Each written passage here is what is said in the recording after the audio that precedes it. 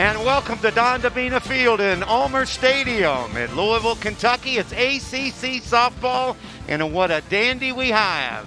Number 25 Clemson in town to take on the Louisville Cardinals in the first of 4 over the weekend. Hello, everyone. I'm Don Russell along with Suzanne Bush. It's going to be a great weekend. First meeting between the two, but Clemson's already making immediate contact and very successful in the ACC. Yeah, Don, I'm really excited to see how this goes. It's the first 4-game series that Louisville has faced. Clemson has already faced Virginia in a 4-game series, but very exciting ACC matchup tonight. Let's talk about the Tigers and one of their key players because they have a lot of them, but this young lady really stands out for Clemson this season. Yeah, you get a great look there at number 25, Marissa Gombarda. She has an OPS of 1558, 448 batting average, 21 RBIs on the season thus far, and oh, by the way, she missed all 4 games versus Virginia. Holy cow. When you talk about Louisville and, of course, Taylor Roby, when they've had their most success, she's been very solid in the circle and hitting both. Yeah, you get a great graphic there about Taylor Roby, showcasing what a fantastic player she is, not only inside the circle, but also inside the batter's box. Let's take a look at the Tigers starting lineup because that's what Roby will face, and it'll be a very productive one. What about some of the key players in the Clemson starting lineup? Yeah, obviously we talked about Marissa Gombarda getting it done inside the batter's box, but Mackenzie Clark and Ansley Gilstrap, as well as Valerie Kegel, I mean, that 1 through 4 is so potent. And that's what Roby will be facing today. And again, a single game tonight, 2 tomorrow, and concluding on Sunday. And as Suzanne mentioned, this is the second part of the first season, so to speak. ACC play started early down in that quads in the southern part of the U.S. Now it's back to the 4-game series. Should be a great weekend. Agreed.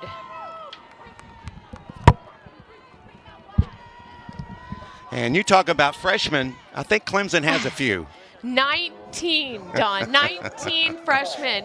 11 of those are either considered redshirt freshmen or double redshirt freshmen, depending on who you're looking at. But 19 total freshmen, no sophomores, 3 juniors, 3 seniors. I mean, still a dynamite team, but a lot of years left with these players. And Clark takes the first pitch of the game, a ball, and this 4-game series in the ACC between the Cards and the Tigers is underway. And a good eye there, just a little bit low. And you can bet this Clemson team will not do anything to help out the opposing pitcher. Yeah, this offense comes in, again, I used the word potent earlier, but wow. I mean, Gombarda leads the ACC in RBIs. She has 6 home runs on the season. Valerie Kegel, who's in the 3rd spot, has 4 home runs. And, you know, it just, players that 1 through 6 all have home runs on the season. And, you know, in the ACC, in any league for that matter, it's a little unusual not to have good hitters, but to have the different types of hitters. And this Clemson team, they've got a new facility and a new purpose. And this Clemson team comes in ranked at number 25 national. Right back in the circle. Roby takes care of it. And that's a big out as the Cardinals get this series underway on a comeback to the circle that Roby takes care of. Let's talk about the Cardinal defense. We'll set them, and there you see behind the plate Chung. What about the rest of the Cardinal defense? The best 2 fielding teams in the ACC here. Yes, well, and you get a great look there at Becca Chung. She's such a fantastic backstop. You see her frame the ball so well. That was a great picture there, watching her. That was. You know, she gives her pitchers such confidence. They know they can go after their pitches because she is going to stop the ball. This one misses a little bit low. That evens the count at 1-1. Of course, you talked about Ansley Gilstrap. What a comeback by that senior. And that's that lofty on-base percentage. Off-speed pitch by Roby. And whoops. got away from Taylor and a little backup help. Should be a great series, and these teams have played outside the league, but now, with the exception of a few dates, pretty much all league play, and we're having trouble with the softball here or what? What's going on here with Becca Chung? You can see she's pensive look over into the dugout, now down to the armband, and now the 3-1 pitch. That's right down the heart of the plate. Now she looks like she's afraid to throw the ball, which you cannot give this Clemson team any reason to make them want to run on you more. You saw John Rittman. We'll talk more about the veteran coach and the perfect hire. Strike 3 call. Oh, what a pitch on the inside corner. And Gilstrap caught looking, and that's the first strikeout for Roby today. Roby did such a great job moving the ball around. She continued to pepper the outside corner to Gilstrap. Finally gets the call. You see a nice replay here, right on that inside part of the plate. And here's Cagle. Let's go through my favorite part today. How about Suzanne's plans? Oh, okay. We're ready. Well, for this Clemson team, they have to stay hungry. They are coming in here. They have won 4 straight weekend series. So they're looking for number 5, 13 games in a row. They've been in the W column. And not to mention their stingy defense. They've got a dynamite pitcher in, actually, who you see right there, Valerie Cagle. She is a dynamite pitcher. She is a dynamite hitter. And behind her on defense, they are the number 1 defense in the ACC. So they need to stay hungry and keep up their stingy defense. Great Suzanne's plans here as 2 down and nobody aboard here on this clear day. It was nice. Expected to get a little cool once the sun goes down. Oh, we had a catching change. That's what's going on. So now you get a good look there at Cassidy Greenwood. I don't know what happened, but that happened just during that period there. There you take a look at Greenwood, one of the sister pair. Yeah, sister duo, sister Carmen. Yep, Plays swing and a left miss. field. Excuse me, partner, but Roby's got an active pitcher in the first inning, doesn't she? Yeah, and you know, Don, but prior to the broadcast, you and I were talking about how important it's going to be for this Louisville pitcher, whoever it was. We assumed it was going to be Taylor Roby before we saw the lineups, but how important it is to go after Clemson's offense. How about the strikeout? 2 of the 3. We're in the middle. Beautiful night here at Don Dabena Field and Ulmer Stadium. Number 25 Clemson in town to take on Louisville in a 4-game series over the weekend.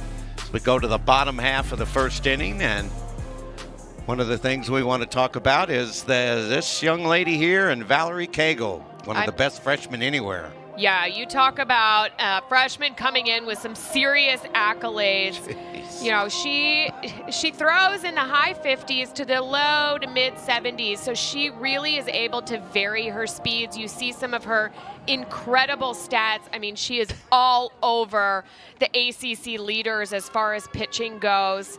I mean, really incredible asset. And she does pitch the majority of the innings for this Clemson Tigers team. Already mentioned she's a 5'9" freshman from Yorktown, Virginia, homeschooled and getting the scholarship.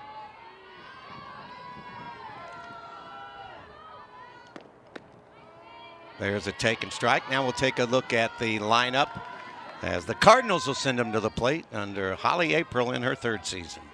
Yeah, we talked a little bit about Taylor Roby and her effectiveness inside the batter's box as well. Carmen Greenwood has really been a fantastic table setter for this Cardinals offense as well. Getting on base, she does her job. She gets on base any way she can.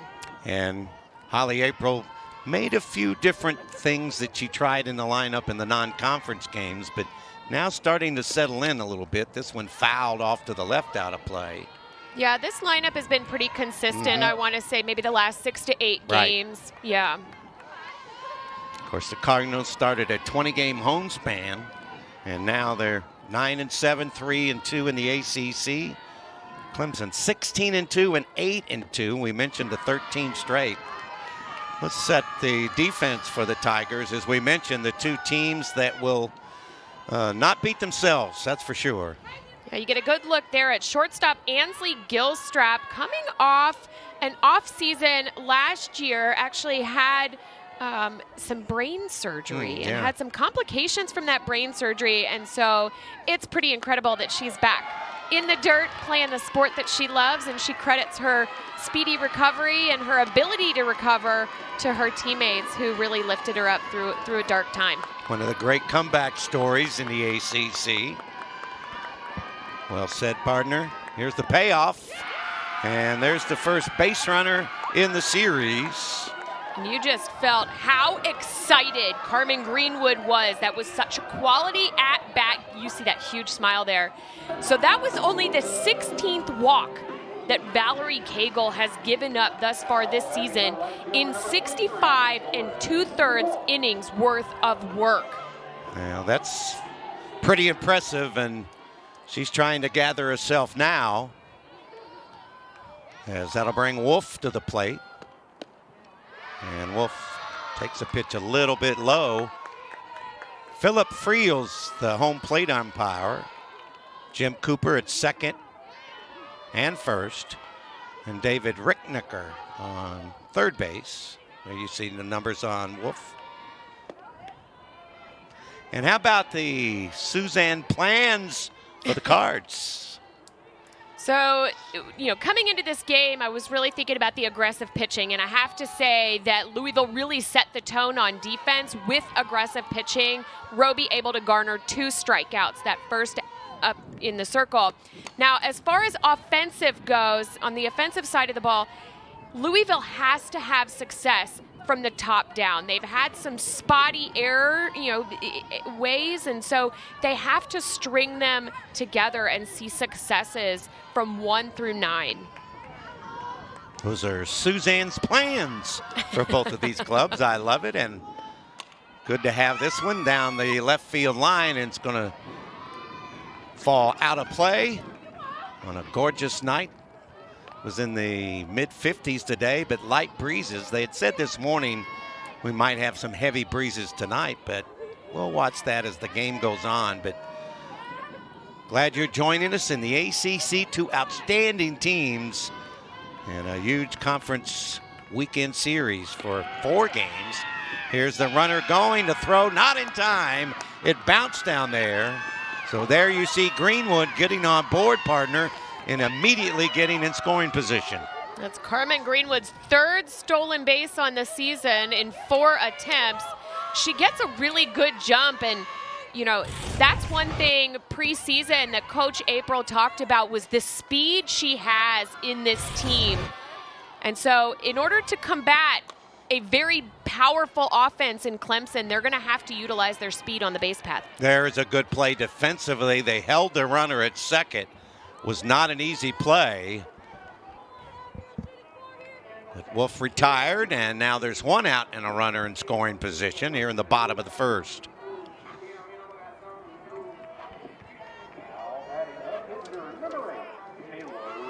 And here's Taylor Roby, the Mount Washington native. Those are in the impressive numbers that Suzanne gave you leading into this telecast tonight, and she takes a ball, just missed the inside corner. Be interesting to see if Philip Friels keeps that same strike zone. Well, Taylor has just done so much for this team and helps herself at the plate more often than not, too, not just in the circle. Long, long look by Cagle, and that pitch is down low. You can see Cagle a little bit upset with herself. Now trying to gather herself as she looks in to Hyatt for the sign.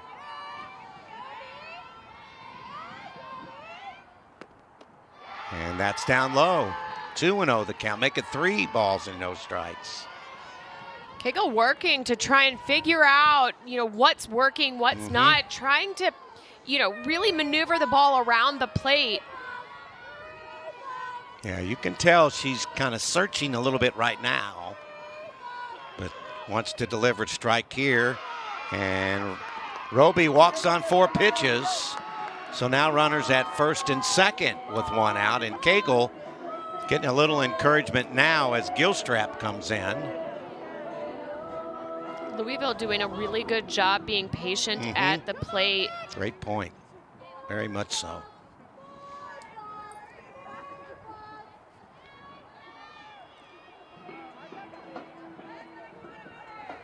Another thing that we talked about, Dawn, prior to the broadcast is, talking about Valerie Kegel, right? So she is the 2nd highest innings pitched in the ACC with 65 2/3 innings thus far.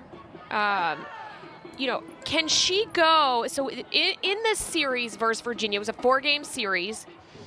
Out of the 26 innings that were played total in those 4 games, she pitched 14 2/3 of those. You got to wonder how long can she maintain that over a 4-game series? Can she be healthy and strong and capable when it comes to May in the postseason? And we have a pinch runner, of course, over at first base right now, and that's Jenna Servey. She'll pinch run. Good point, Suzanne. And again, the reason we're mentioning 4-game series in past years, they were 3-game series, but with all the havoc from COVID, that's why they've gone to the 4-game sets this year. They'll be important ones. Right now, Louisville has runners at first and second and only 1 out. And now Chung will come to the plate. And she takes one right down the heart, a fastball for a strike. There's Rebecca, a junior, the home run. 5 runs batted in, good on-base percentage. And would love to get some early runs for the Cardinals here to begin this series here in the bottom of the 1st. They're going to make her throw a strike, and now she's thrown 2 consecutive ones. And it's pretty obvious that Kegel will probably find herself here. That's been her MO throughout the season, as Suzanne gave you those astounding numbers, particularly in conference play. That's down low, 1-2 to count. That's 19 pitches now. And they'll say, oh, hey, it's only bottom of the 1st, but you got 1 out and 2 on. Seems to be a little bit more composed right now, as she needs to be. Of course, she's a young player too, playing on the road in conference play. That's a new experience. Hit well, but right back to the screen. Boy, Chung didn't miss that by much. She knew that where it was coming, and there you say Kegel, the preseason All-ACC selection. And trying to get out of a 1 out, 2 runner on base jam here in the bottom half of the 1st inning. And Chung fouls off a good pitch to stay alive. Kung will make her throw some pitches.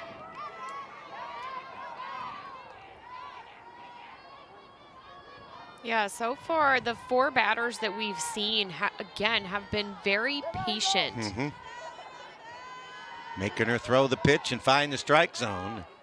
She's ahead in the count, 1-2 here, and this would be a big out for Clemson. And strike 3 call. Brought the heat and got the outside part of the plate. And Kegel's now trying to come back as she picks up the 2nd out of the frame. You see this high and outside. She just catches that upper part of that quadrant, and that's kind of Valerie Kegel's MO, right? So she has 63, now 64 with Rebecca Chung. Strikeouts on the season with, including Becca Chung's 19 strikeouts when people are looking. Wow. And now you see some off-speed movement, and that's what makes Valerie Kegel so effective and dangerous as a pitcher, because she can vary those speeds so well. Look at the determination now on her face is Hurst, the batter. And that one right down the heart of the plate. Pretty much going with fastballs right now. You saw 2 of them to Michaela. There you see the junior and her numbers. So Cagle likes the heater, and let's see if she stays with that. Ahead in the count, 2 strikes, and strike 3 call on the outside corner, and she gets out of the jam. We've completed 1 between the Cards and the Tigers, and we have no score.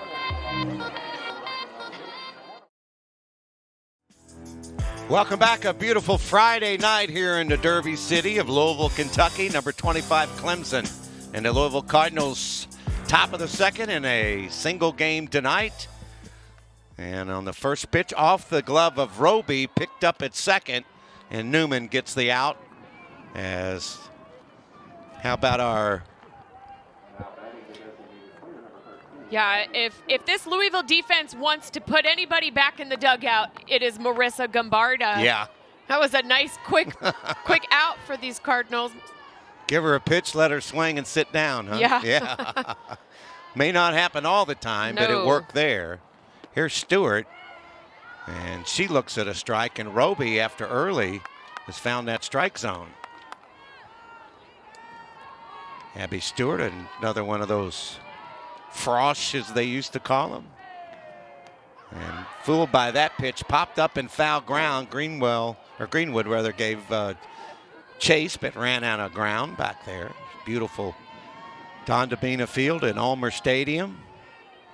Of course, Clemson has a brand spanking new facility in Clemson, South Carolina, thanks to a couple of donors from the IPTE Club. Yeah, Clemson looking for their first complete season. Yeah. Last year was their inaugural year. And made a lot of noise, and of course then COVID took over. Yeah, they actually had their bus packed and ready to travel to really? Georgia. Yep. I think it was Georgia Tech, and they got a text message from the administration saying, hey, nope, not traveling. There's John Rittman, and boy, look at that career. 15 seasons at Stanford. He was an assistant coach, but the more than anything else, he was so involved with USA softball for a lot of years. There's a line shot right at Servey, hit well, but right at the Cardinal shortstops. But you talk about a guy that's made an impact on college softball. He won 2 Olympic. 1 gold, 1 silver. 1 gold, yeah. 1 silver. Impressive. Yeah. He's got some hardware. Yeah, he does. Some impressive hardware. And when you talk about a guy, if you're going to have somebody draw it up, says, here's what you want to do, here's how you do it, that guy right there is the man. He married a softball player, too. His wife, Lori, played at Oklahoma. This one fouled down the left field line, and he has 2 sons, or they have 2 sons. One, former football player, fullback at UCLA, where he graduated, a junior punter, now at Notre Dame. Here's Pereira. Doesn't get much better than that. Nope. Pretty good gene pool in that family. And you might know he'd get a softball player, right? He was an outfielder in New Mexico State and baseball. And he and I have one thing in common. Do you know that? I don't, We Don. actually do. Just I got a little surprise for you. Okay. He has a degree in journalism from New Mexico State. And guess what Don Russell has a degree in? Journalism. Agriculture? Agriculture. How'd you know? But actually, I might say journalism / radio TV. I was a double major. Thank you. Oh, so you were one of those smart people. Just had a lot of time there. I enjoyed my sports playing days. Yeah, I bet you did. I were did lucky. not enjoy my scholar leave. I wouldn't have been on any of the academic lists. Well, see, they told me if I didn't make A's, I lost my scholarship. Here's one hit high in the air, the center, and another good inning by Roby. Roby's got it going. The Cardinals coming to the plate for the second time when we come back. Well, you know, it's a Cardinals softball night because the Berm's in action and the dogs are that's ready. Princess Nova Jean. There we go. And the great Chelsea Bemis, who is in the Louisville Cardinals record books. Shout out to Chelsea. How about that? And Princess Nova Jean. There you go. Very canine friendly ACC. Don Russell along with Suzanne Bush. And the rest of our great crew doing a job here of bringing you ACC softball between the Cardinals and the Tigers. Saw the Tigers pull in here when we were getting here before the game over in the broadcast center. And had that big Tiger, Clemson down the side with that orange. Here's Cassidy Greenwood. Good eye there and gets ahead in the count 2-0. That's kind of what happened to Cagle back in the first. And she was able to gather herself as Louisville had runners at first and second with only one out, but she was able to retire the side. This one, a slow roller to the right side, going to be a close play, and did not get her. That was a bang-bang play over at first. And that right there, Don Russell, is why you always hustle your behind down through the bag. You never know what's going to happen, even on a pretty routine play from Pereira over to first base. Just, she couldn't get over there in time. Yep. Here's what you said, Suzanne. Just a choppy ball. And Pereira just can't get her foot on the bag. That's what happened. If you looked at the first time, it looked like maybe they got the out, but she missed the bag. You're right. Good point, partner. She's still arguing. I think she thought they had the out, but she clearly missed the bag. So now you have a runner aboard. We're going to have Weddle in as a pinch hitter. And she looks at a pitch down low.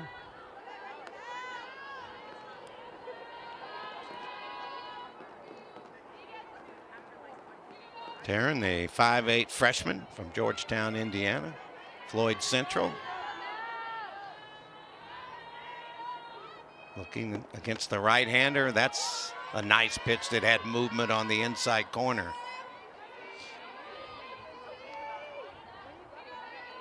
Well, the Clemson program in a hotbed of softball. Of course, you got the Carolinas, you got Georgia close by, even Virginia. That's at the knees with the delay call. Good comeback by Cagle now after falling behind. 0-1 now. She's gone ahead 2 balls and a strike.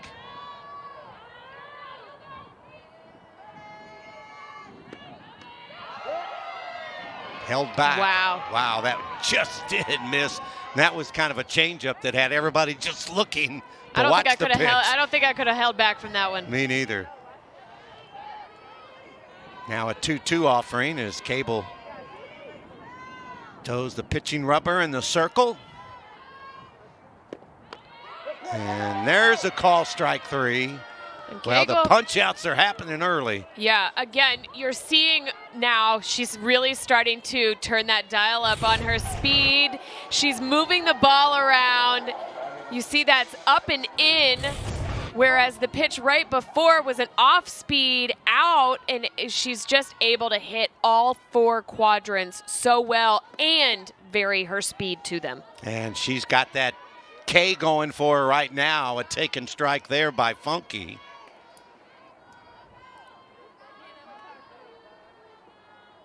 And she certainly got over the early jitters and now is in a groove.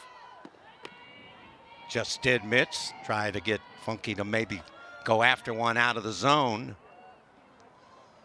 The last loss for this Clemson team was a month ago, and they lost 2 games in a doubleheader to Virginia Tech. Just did get a piece of it, and I think it might have gotten a piece of the ump too. And they're checking both the catcher and the pitcher, Hyatt. Funky thinks something's funny about it, that's for sure. I bet she's a load to be with. I bet she keeps you in stitches.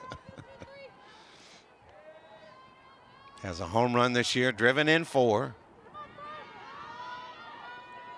Cagle ready with the 1-2 pitch, got a piece of it, and going to go foul.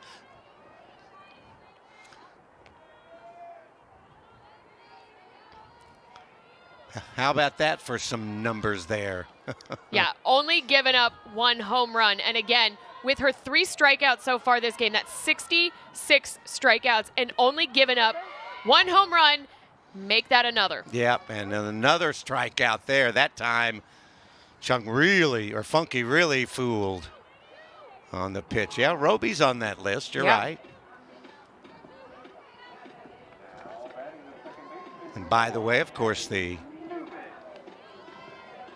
ACC tournament will be right here at this facility in this city, Don Dabena Field in beautiful Ulmer Stadium, after having it postponed last year.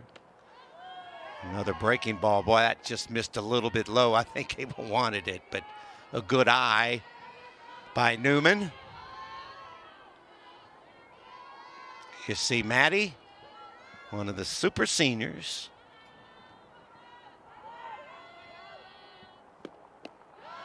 And a check swing and 2 balls and no strikes.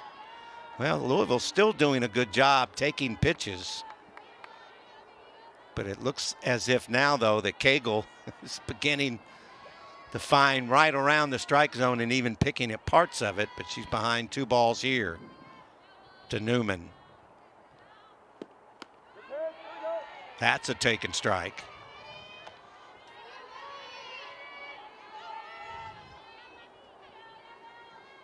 Well, the Cardinals have won 6 of their last 7, 3 straight. And the first of 8 straight conference games. Strike on the outside corner. And there's the pitcher breakdown for Cagle. Yeah, pretty even there between balls and strikes. But, you know, I think as the game goes on and Valerie Cagle starts to feel herself a little bit more, we're going to see that ratio change a little bit. The only play on this ball is it's short, and Gilstrap takes care of things. So we've completed a scoreless game between the Cards and the Tigers.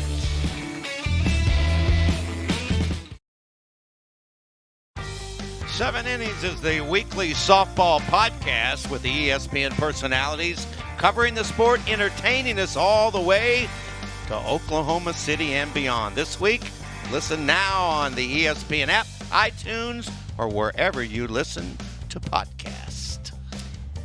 And, of course, included in that, Dawn, is the Shaggin' Stats. Yes, and that's the popular part of the show that everybody enjoys. Well, everybody loves a good stat line, John. Absolutely, and that is a terrific podcast, by the way.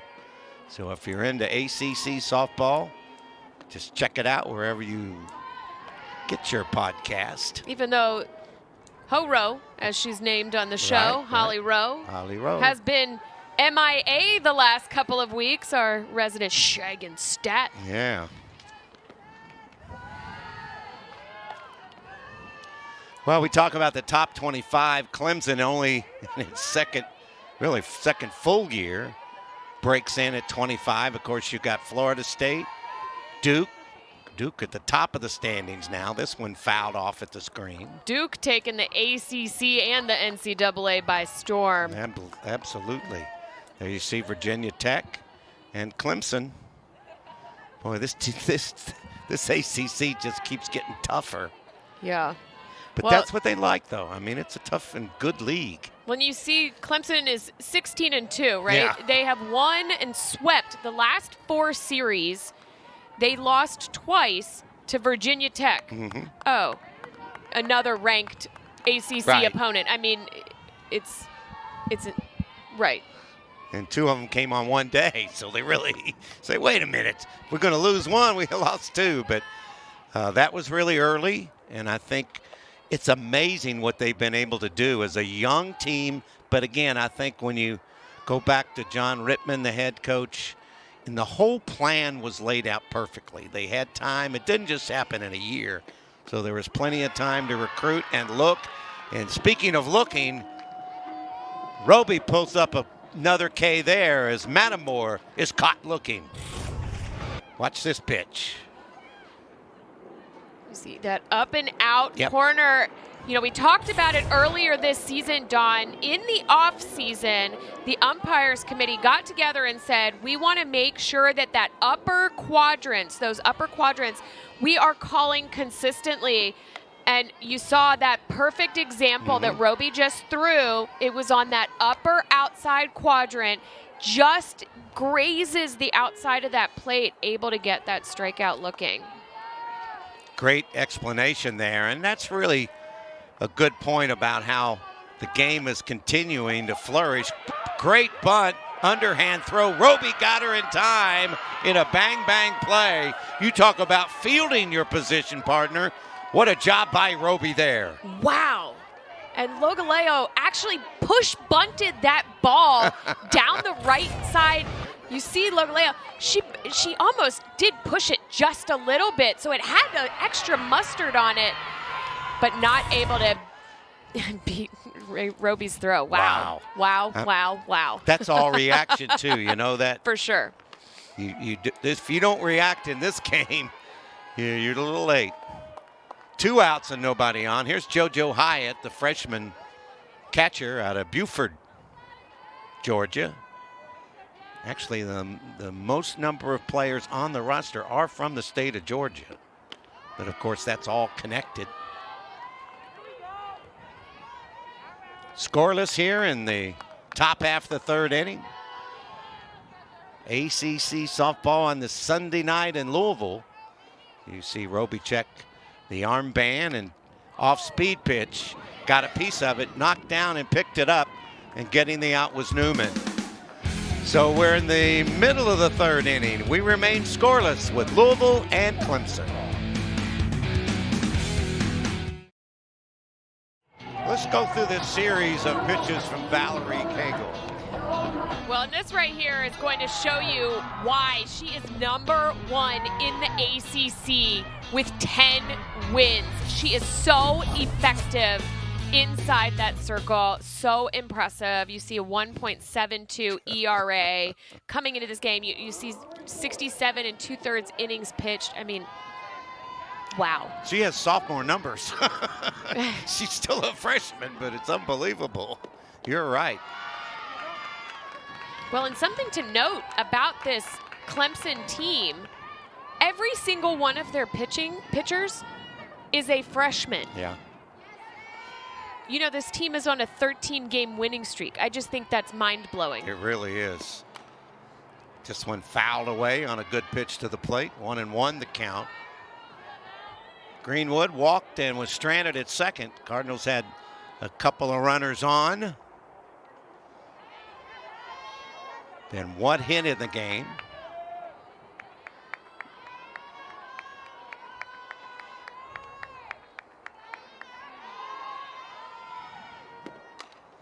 Chopped off again. And of course, we've talked a lot. There's Holly April. 10 seasons at Pitt. ACC Coach of the Year. Took that program all the way in and through the top part of the ACC bracket. Her overall record took Louisville in her first year to the NCAA tournament. UMass All-American, Hall of Famer, and played in the College World Series. And there you see what Holly's been able to do. And she and John Rittman have seen softball in a lot of different ways. And just two of the fine coaches in the ACC, I tell you, top to bottom, it's so competitive. 1-2 pitch, check swing. I think she did. So there's another strikeout for Cagle. Getting Greenwood to go after that one out of the zone. Let's take it from the side angle here. Watch this. You see, she just breaks the plane of the bat and starts to break her wrist, which that's why she got rung up. They said she went. And there you see the ring up by Phillip Friels. And now Wolf, who grounded to short back in the first inning. There's a good look at Jordan.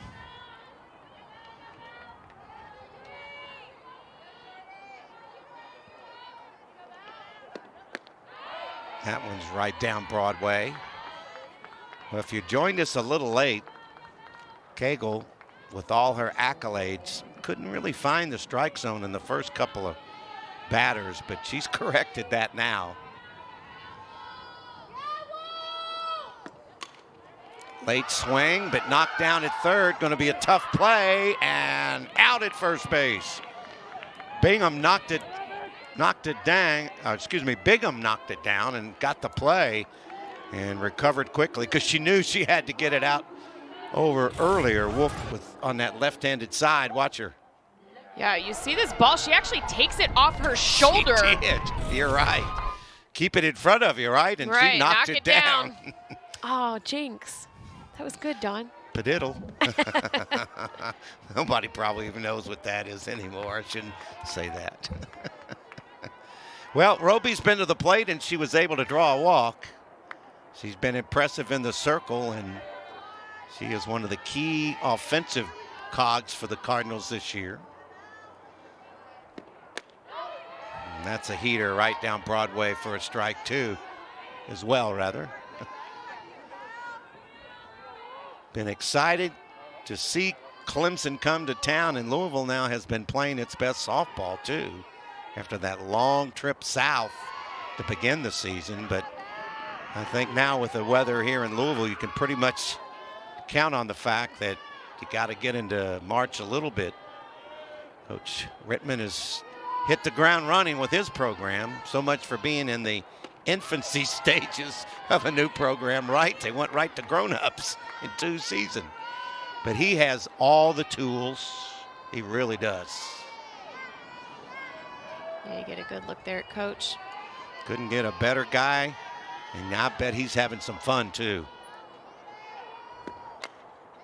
Good chop of that play. You see, again, we talked about, really calling that upper part of the strike zone, and that ball curves inside just at the last minute, tails off to keep Roby from hanging on, but it did catch that inside of the plate. It was a fantastic pitch by Cagle. Okay. She wanted that one. It was a little low, but she wanted it. You could see. Let's see what this one does. See it just a little bit. right below the knees. JoJo Hyatt does a good job trying to frame that ball up just a little, but it was a little low. This one hit hard to short. Pick up and a throw, and that'll retire the side. So we've completed 3. It remains scoreless between Clemson and Louisville here in the Ville.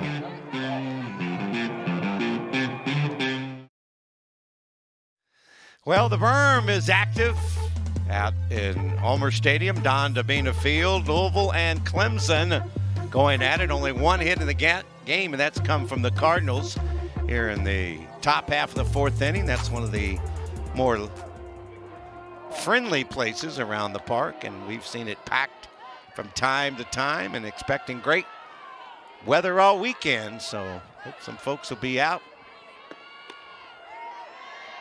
And beginning things is Clark, and she takes a strike. There you see McKenzie, 0 for 1. Yeah, Clemson finally able to turn this lineup over. They are such a potent offense. I know I keep talking about that. Coming into this game, they have outscored their opponents in the last 78 innings. Coming into this game, 83-17.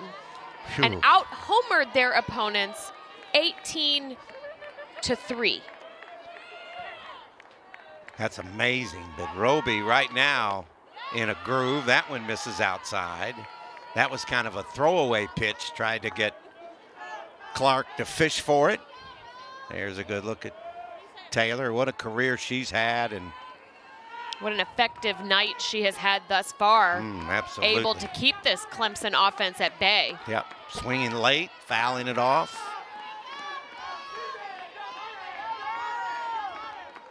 Beautiful look as we look around Don Dabena Field and Ulmer Stadium. Don Russell with Suzanne Bush and our great crew here at the ACC Network, ESPN's studios on campus. 1 ball and 2 strikes to count. I think Clark gave a little breath of relief there. Thought she might have been called on her, but evens the count at 2-2. Whoa, that one got away. And now she's worked the count full.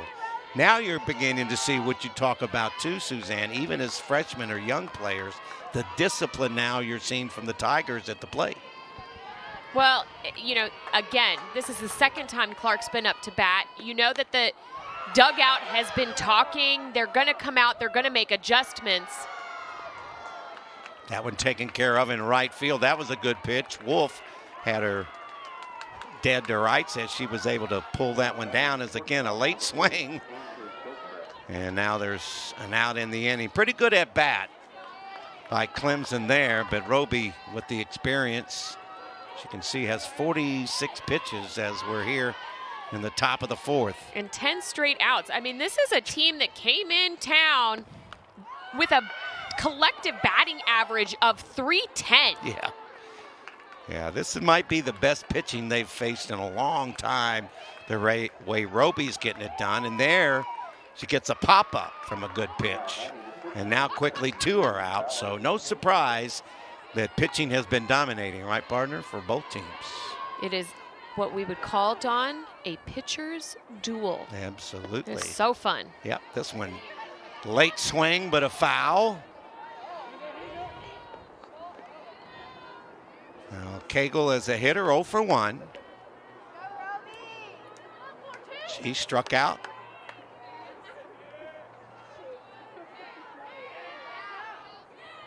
And her only trip to the plate. Trying to hit the heater on the inside corner. Good eye there by the opposite number pitcher, wearing number 72. That was a great example, though, Dawn. That pitch from Taylor Roby just off the plate. I mean, millimeters off the plate. Blew that one by her, didn't she? Well, the young lady at the plate is quite a pitcher herself, but she's getting the other end of it from Taylor Roby right now. A 1-2. Little chopper, going to be a tough play if it's fair, and goes through the hands. The glove of Hurst at first, so all hands will be safe. Roby did a heck of a job again, but that throw had some mustard on it too. Yeah, you can see the ball actually tips off of Cagle's helmet, I believe. Yeah, I think you're right. Because, oh, no, you're right. It was off of Hurst's glove a little bit, but that's a really tough ball to field because it's literally directly in the line of the runner.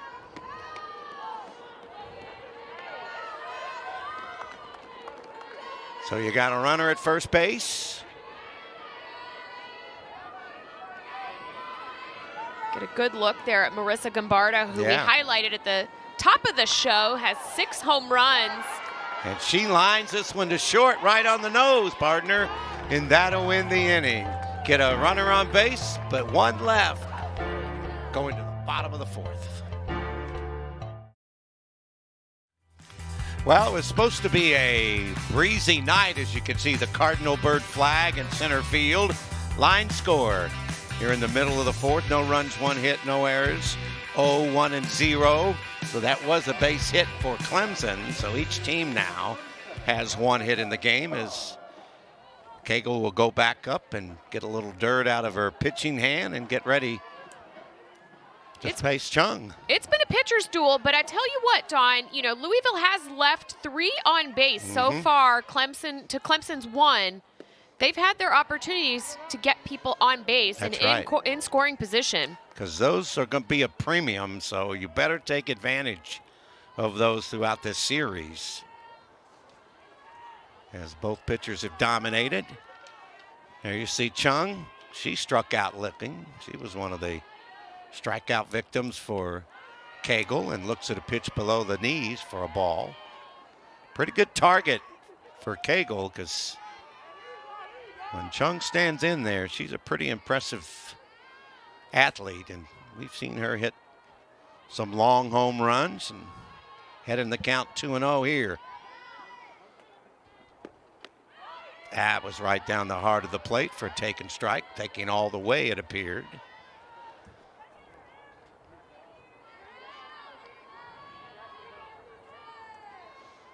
See the concentration with Chung, has that little spin of the bat. And then you know she's ready to climb in on the right-handed side.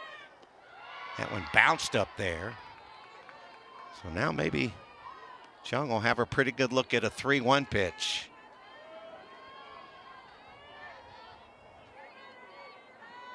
Pitching has been the dominant factor in this game as expected.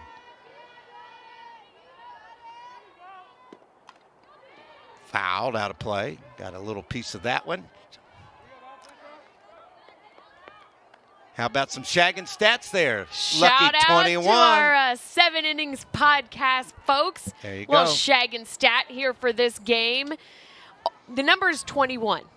21 errors, and that's it, that have been committed between these two teams. Louisville committing 10, Clemson committing 11. I mean, they both have such stingy defenses. As you can see, they're 1 and 2 in fielding percentages in the ACC.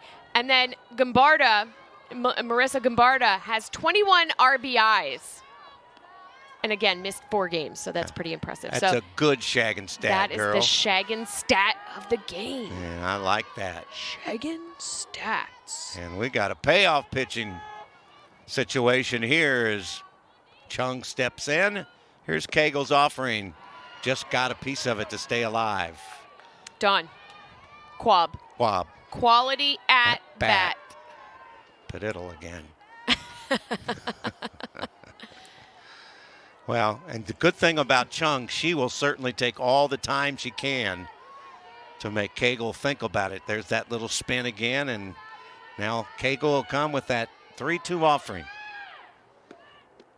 Struck her out swinging, got her to go after one that the drop that just fell off the table. Right. Wow. I mean, and that's what makes her so effective, right? So she throws such heat, getting up into almost the mid-70s, but yet she can take all of it off and just deliver some beautiful off-speed pitches.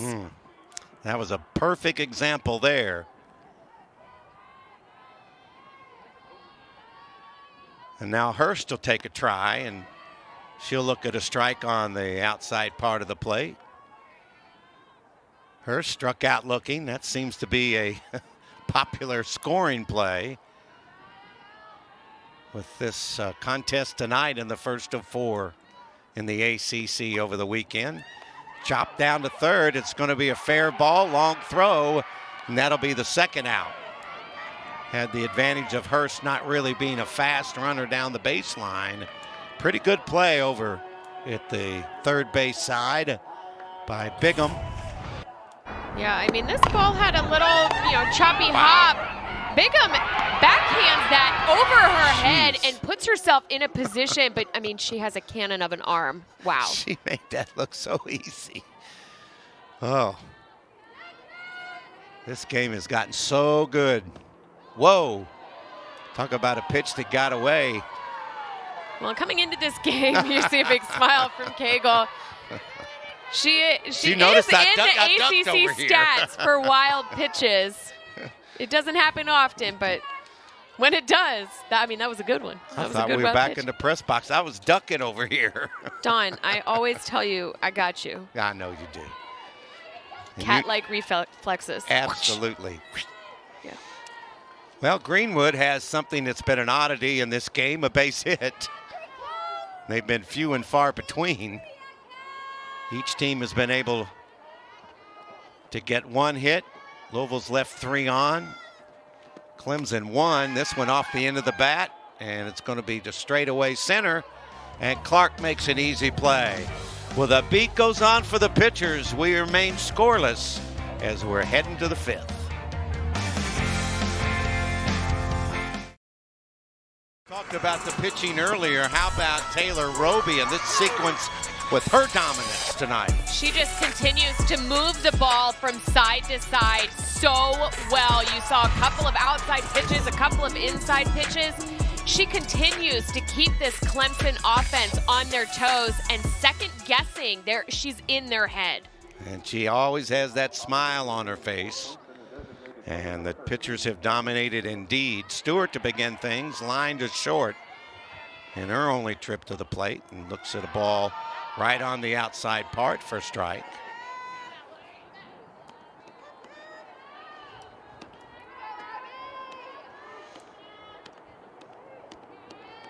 Here's the one strike offering.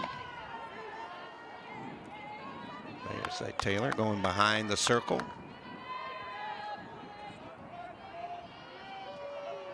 Stewart, a freshman, what a surprise from Snow Camp, North Carolina. And foul ground, giving chase, a little snow cone over from first base. Hurst, a little green snowball I saw. Michaela didn't know which hand to catch that with. But she caught it. Oh, she did. It counts. Yeah. How about if you just joined us, a little game tracker to bring you up to date, the 25th ranked Clemson Tigers on a 13-game winning streak, rather. And you see the particular numbers. It basically has been a pitcher's duel. As Suzanne said from the beginning, if the pitchers get their way, it will be this type of game. And that's where we stand now in the top of the 5th inning with each team with only one hit. Running up on this one's going to be a tough play if it stays fair, but it rolls foul. Yeah, I think Roby specifically, Don, we've had the opportunity to call a few of her games. Mm-hmm. This is the best that I have seen her come out of the gates. Yep. She's got it going in the groove right now. In only 57 pitches here in the top of the 5th. And strike 3 call. She rings up another K. Right on cue. Yep. No question. Here it is. Boy, just slides across the plate and catches that corner, doesn't it? Yeah, just so effective. Again, moving it from side to side. That's 6 strikeouts now for Roby. And she's going to begin with a fastball on the inside corner for a strike. As Matamore, who was surprised, a strikeout victim looking back in the 3rd inning. And that one's on the outside corner. So Roby working it from one side to the other.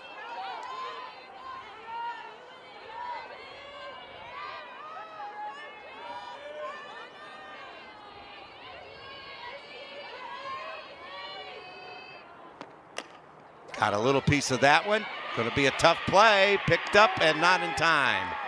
There was some indecision. Both Weddle and Servey were there. I'm not sure it could have been played any better. That was pretty good speed down the line, too. And Matamore is aboard with a hit of the infield variety. I actually would have loved if Weddle, who is normally closer to home plate, would have charged that and cut Servey off. Yeah. Looked like to be the better play, you're right. But those are tough in between that 5-6 gap there on a little chopper. So that'll be the 2nd hit in the game for the Tigers. Cardinals have 1, and this is hammered foul outside the bag at 3rd.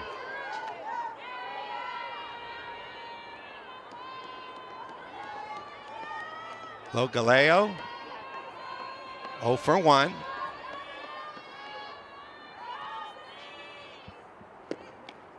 Oop. That's a foul ball. That'll make it a strike 2. Kind of a bad break there. She didn't mean to get any part of it, but well, she's got the blackout on the face tonight. War paint. War paint. Off-speed pitch, miss low. Of course, now you got a runner on base, 2 outs. You're in the top of the 5th inning, the opening game of a 4-game series, 2 tomorrow, 1 on Sunday, and now the count even at 2-2. We'll begin at noon Central or Eastern tomorrow.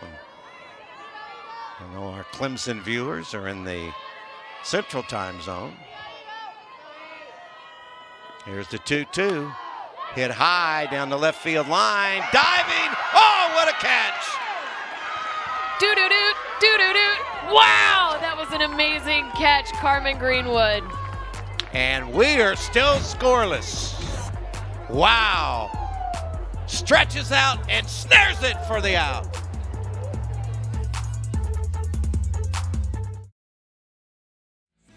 There's a faithful fan, we'll call him. That's our line score. It's going to be a little chilly tonight, but I don't think Nanook needs the quite the attire. Well, you can see the breeze blowing through the fur liner of that coat. You know, it's. Hey, if you're cold, you need it. Make it happen. Hey, of course. Absolutely. I would do the same thing. Weddle began things. She was a strikeout victim back in the second.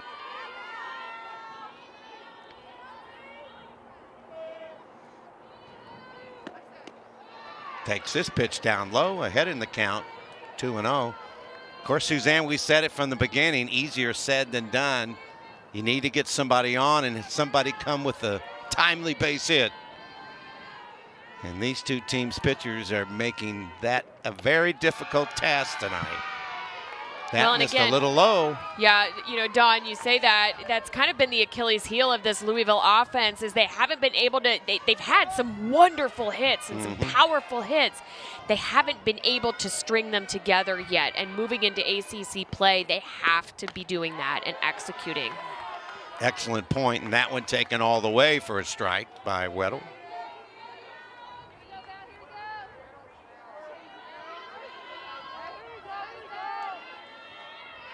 Bottom half of the fifth inning, scoreless, the Cards and the Tigers taking a strike there. So after falling behind 3-0, Cagle trying to make her way all the way back against Weddle on this at bat.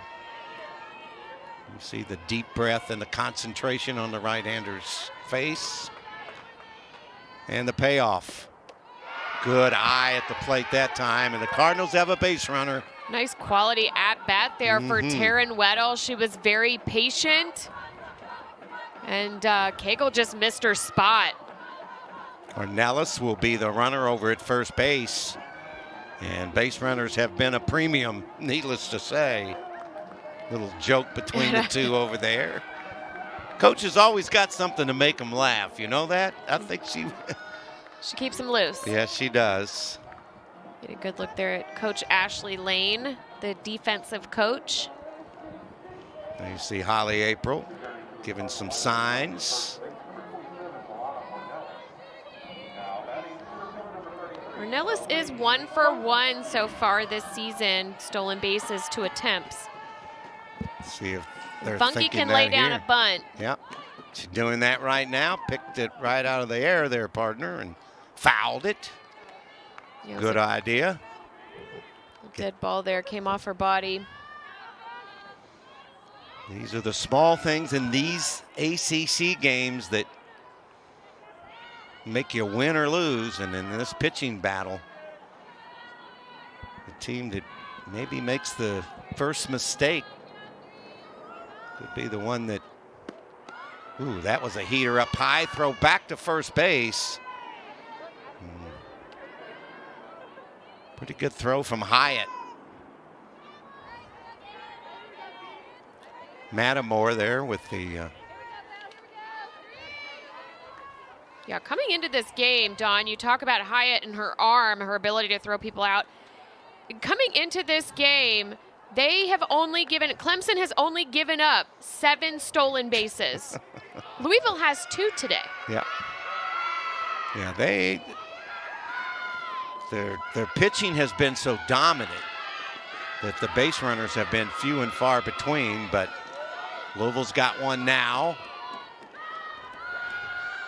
with nobody out, and that one's bunted through. Throw back to first base and out there. Wow. We just talked about Hyatt, and that was a big-time play by the Tiger catcher. That was a big mistake for senior Funky. She just misses this ball, an unusual miss. She had to get that bunt on the ground. Ornelas knew that the bunt and run was on. Ooh, that's close. Yep, you're right. Now the count even at 2-2, 1 out and nobody on base. Hyatt fired that ball down there. You saw her glance over to the Tiger dugout. With the big star by that play. Swing and a miss. 2 outs. With this K again from Cagle. You see this fastball just coming right down the middle. She delivers the pitch. Funky has her eyes on the ball, just can't make contact. That's right.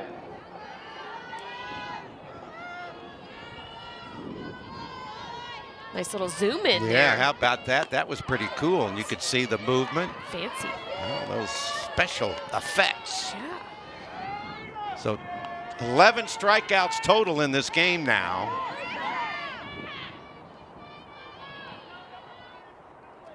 Between the two teams, this one tried to slap it down the left field line, and it's out of play.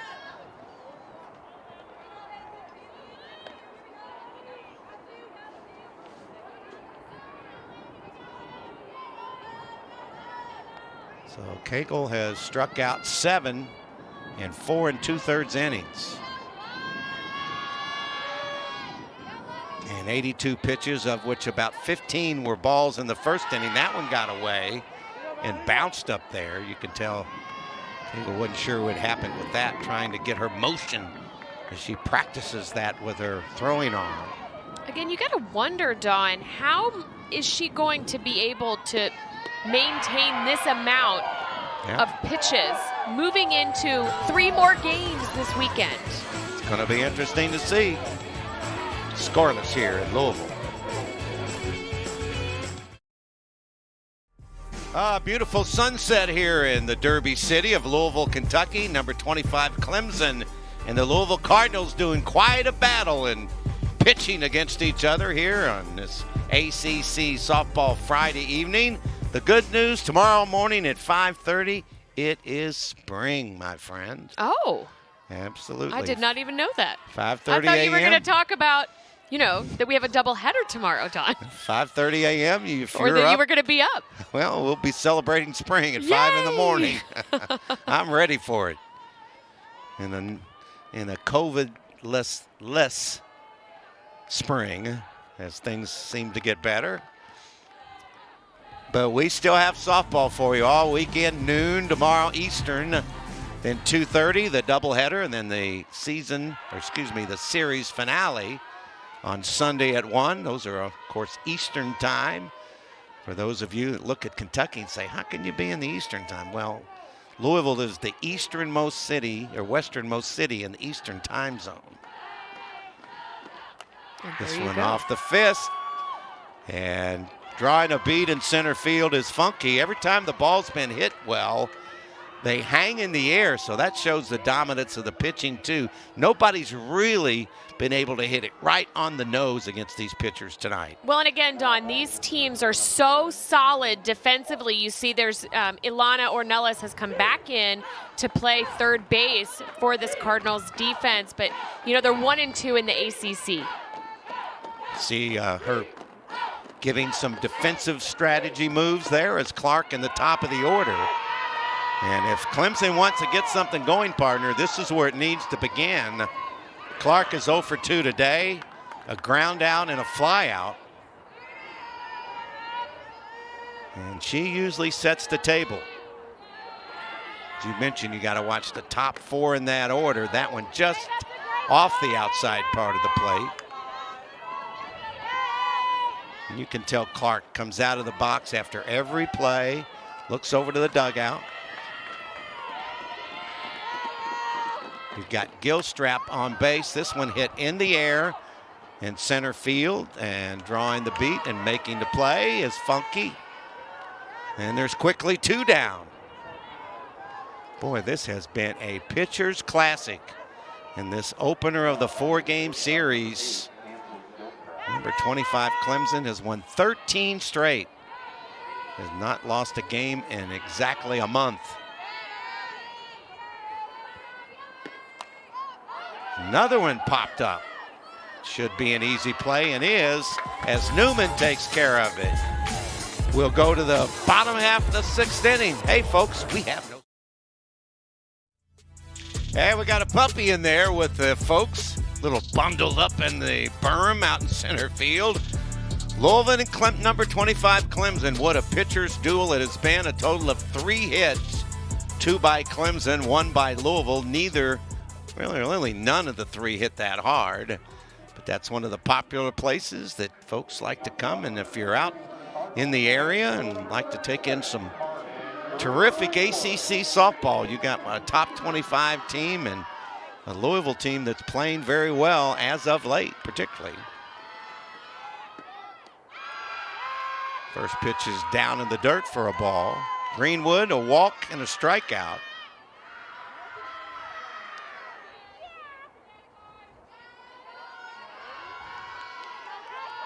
Cagle has 8 strikeouts, and there's a check swing, and I think she went anyway. Look at those rally caps. How about that? So fun. I like that. Rally visors. Yeah. I don't know is there a word for that? Well, I think that's what you have. Flip your cap and you got a rally cap. Okay. I like that. All right. Well thought out by the Uni and the Adidas folks here in Cardinal country. Cagle with the 2-1. Hit to shortstop, bobbled, not going to be a play. Boy, that was hit to Gilstrap where it almost, well, I think she got hit by pretty hard. It handcuffed her. Yeah, that was a really solid shot here coming off Carmen Greenwood's bat. And it's a chopper, right? And so she's trying to field it right at the chest, and she can't flip her glove around in time to protect her chest. And how about those rally caps? Now Carmen Greenwood aboard for the Louisville Cardinals. And that is to begin the inning, too.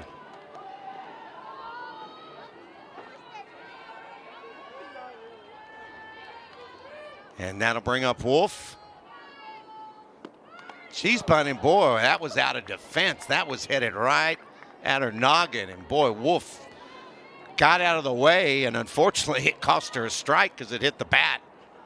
Well, yeah, but I think, yeah, I mean, that's all she could do to get out of the way at that point. She squared, and that ball was coming in so fast. It was all she could do to protect herself. Oh, yeah.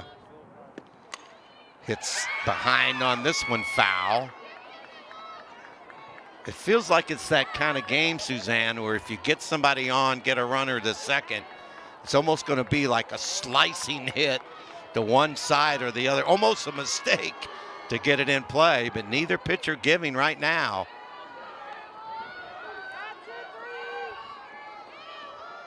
And now Wolf will step in for the 0-2 and strike 3 swinging. The 90th pitch is a strikeout. And Cagle now with 8 Ks. Takes a big, deep breath, and here it is. You see this ball come smoking in, and Jordan Wolf, you could see her almost second guessing. She was unstable, unbalanced on her feet. Boy, that was did you hear the pop of that mitt? Here's Roby. She's had a chance to help her own cause here.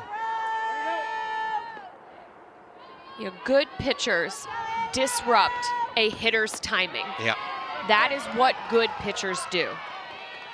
I think Cagle wanted to know where that pitch was. It was a ball. I think she thought it was closer. Roby has a 8-game hitting streak on the line tonight. Swing and a miss, a throw to second, not in time. And now you got the runner in scoring position. Good piece of running there by the Cardinals is Ornelas. Greenwood down at second base. And now anything could happen.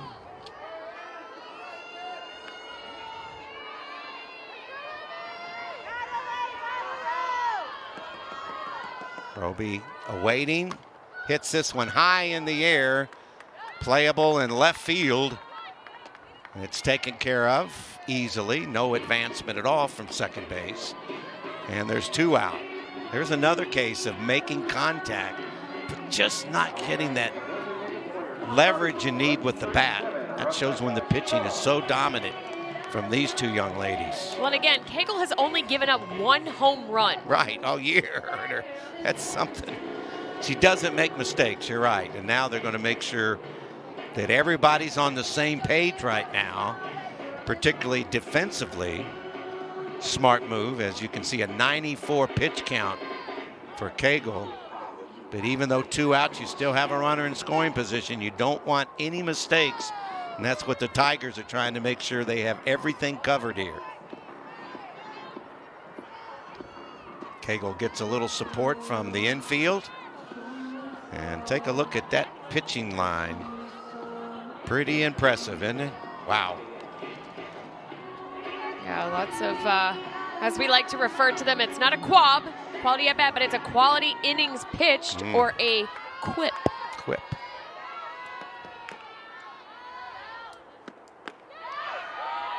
There's a pitch in for a strike as Chung takes it.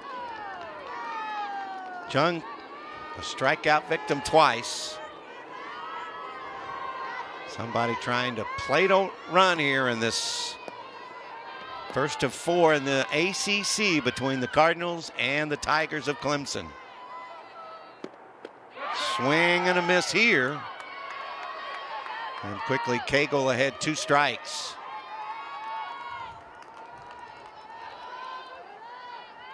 I mean, Chung's even stepping out of the box, trying to get just a little more time for Cagle to stand in the circle. But Cagle's pretty much in control, as is Roby. The 0-2, got her on 1 out of the zone. And we've completed 6 innings. It remains Louisville and Clemson. 0-0 in the Ville.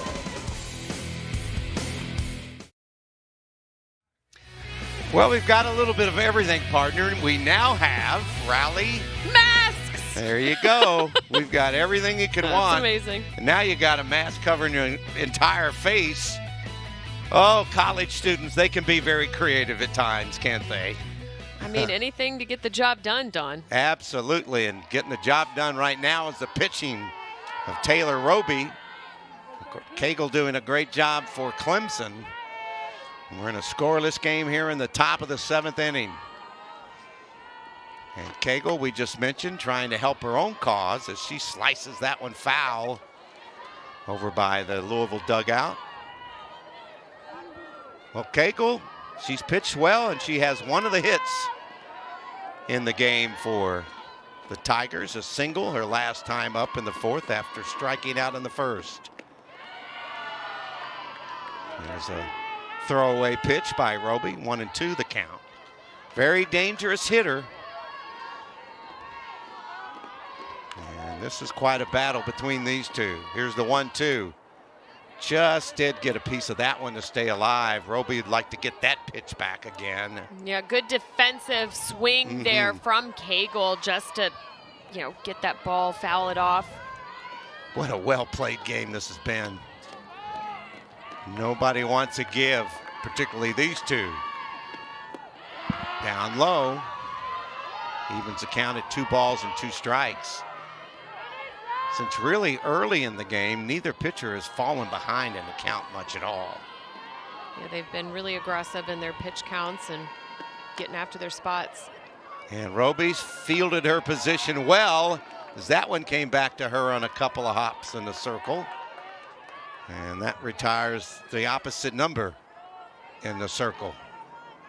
And you see the smile by Roby to get the out.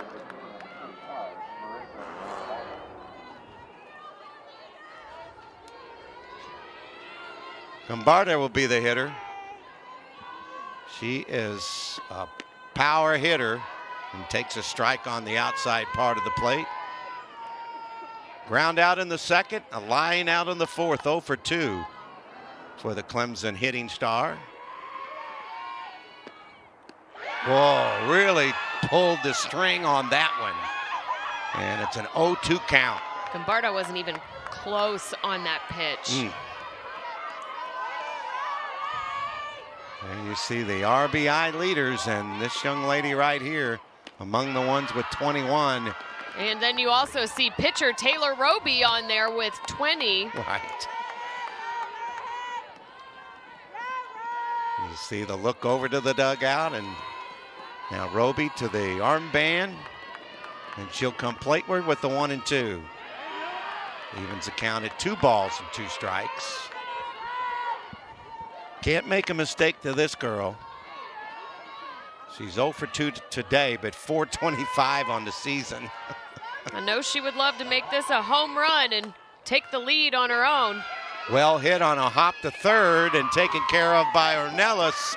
How about that? Good job, partner. Nice put out there by Ornelas. Again, routine ground ball, but great job by Taylor Roby to keep Gombarda at bay for the 3rd time. And now Stewart to the plate. That one rolled up there. That was about an 8-10 split, I think. Or a pitch for me would be similar to that. Stewart 0 for 2. A line out and a foul out. Ground ball. Shortstop should be a routine play, and Servey takes care of it. And we'll move to the bottom half of the 7th inning. Scoreless between Clemson and the Louisville Cardinals. Well, we got the rally caps and we got the rally whoop-whoops going on. Clemson in Louisville, number 25, Clemson. Look at that line score. No runs, 2 hits, errorless play by both teams. We move to the bottom half of the 7th inning.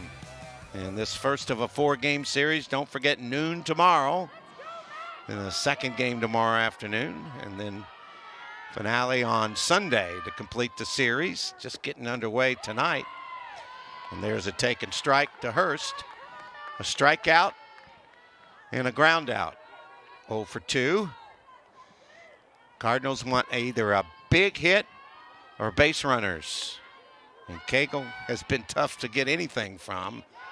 That's up high. Evens the count at 1 and 1. This will be the 100th pitch for the right-hander. Freshman from Virginia that was homeschooled. That bounces up there. 2 balls and a strike. And now Hurst going to take some time to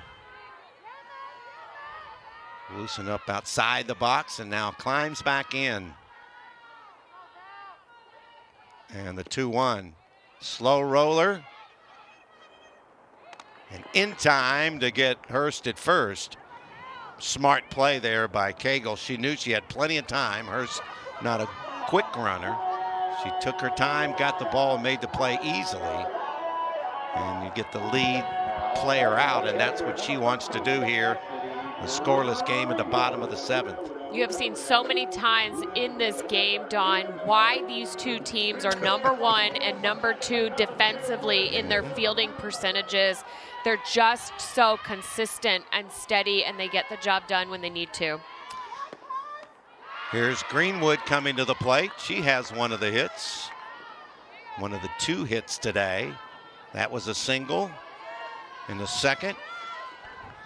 There your shagging stats again there, partner. Shagging stat. At number 21. That was a great one you came up with there, too. And that fielding percentage is just astonishing for those 2. It really is. It really is. Very strong, stingy defenses on both sides of the ball here for Clemson and Louisville. Cable, the long look in, and now set to go with the 1-1. Again on that outside part of the plate.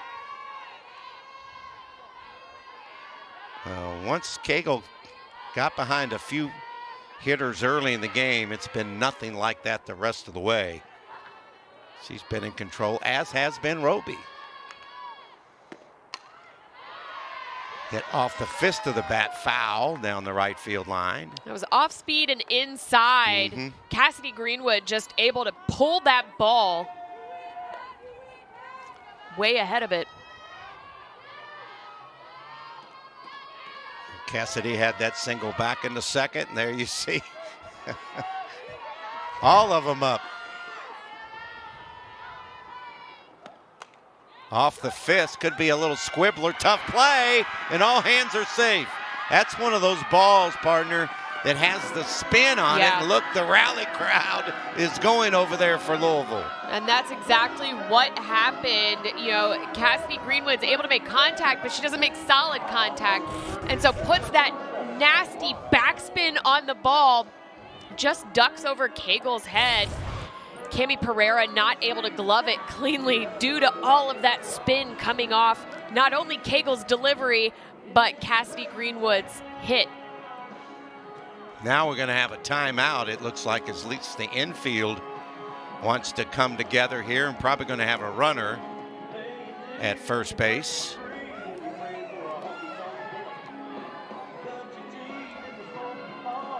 We've got Sydney Bickle. Sydney Bickle, yep. So that is the potential winning run. There you see Sydney, and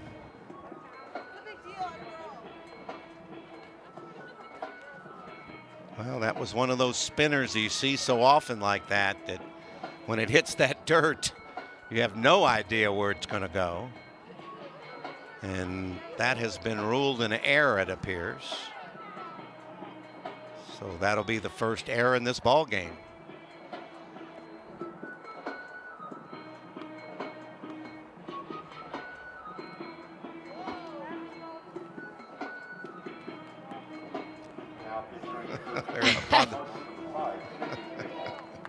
Having a good old time. Got the rhythm Love to it.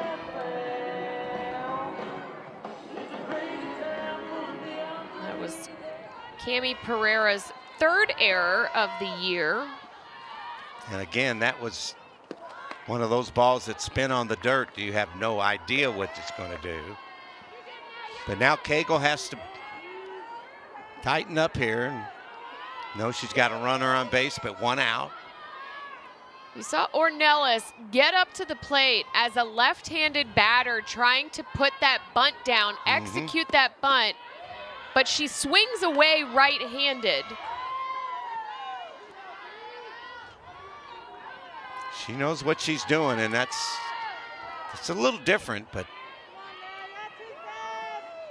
just trying to move the base runner over here if in any way possible. It's another chopper. Going to go to the second for one, and that's the only play. So for the Tigers, they got the lead runner, but more importantly, the second out. You can see the runner over at first base, and Ornelas. And that was the second bunt that this Louisville Cardinals has not executed. And I know that's something that, you know, Coach Holly really harps on, is being able to put the bunt down when it's needed. And both times Louisville has not been able to do that. Looks like Charlie Butler is going to be a hitter. She missed a couple of games the other day and back in uniform today. This has good speed, North Carolina product. Has an RBI this year and trying to get something going, move the runner over. Of course, you need to, with two outs now, try to make something happen.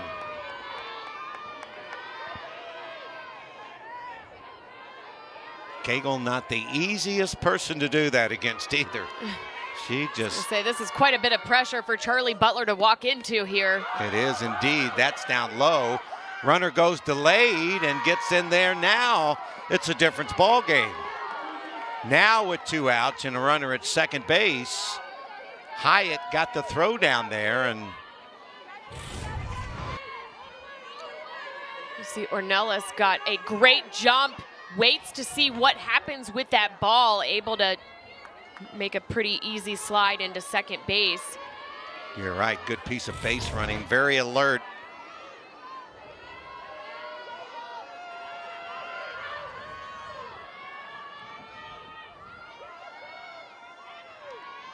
Long pause and the 1-1 pitch. That's right down the heart of the plate, 1-2. So Cagle trying to get out of a jam. You see again that deep sigh. That now in position, and she has some concentration. There's the runner at second. The Cards are trying to get in.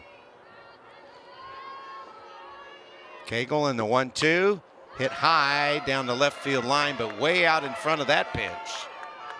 Make good contact, but Butler was ahead of it. Well, again, Cagle is so good at varying the speeds, right? So it messes up any hitter's timing.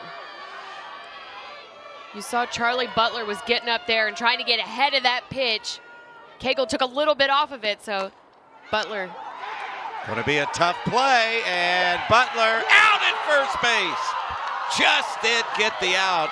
There's a bang play, and that'll end the 7th inning. No runs, a runner left on base. We're going to extra innings. Scoreless here as we'll head to the top half of the 8th inning, an extra frame. And let's look at that last play, Suzanne. It was a bang play. Watch it. You see the throw from Lagaleo just makes it to first base right before Charlie Butler steps on that bag. Here's one up the middle. And that's a good hit. That's what Clemson wanted to do to begin things in the 8th inning. And Pereira comes through with a base hit. Here it is. Cami Pereira just gets up there and says, you know what, I'm taking this first pitch. I'm not going to let Taylor Roby work her magic around the strike zone. Able to make good contact there and showing what senior leadership can do for a team. Especially that's full of a lot of first-year players, too. You're right. Holly April can look like going to make multiple moves here. And John Rittman out talking to his 2 players. And Roby gives up the single to begin things, and we're going to have a pitching change for Louisville.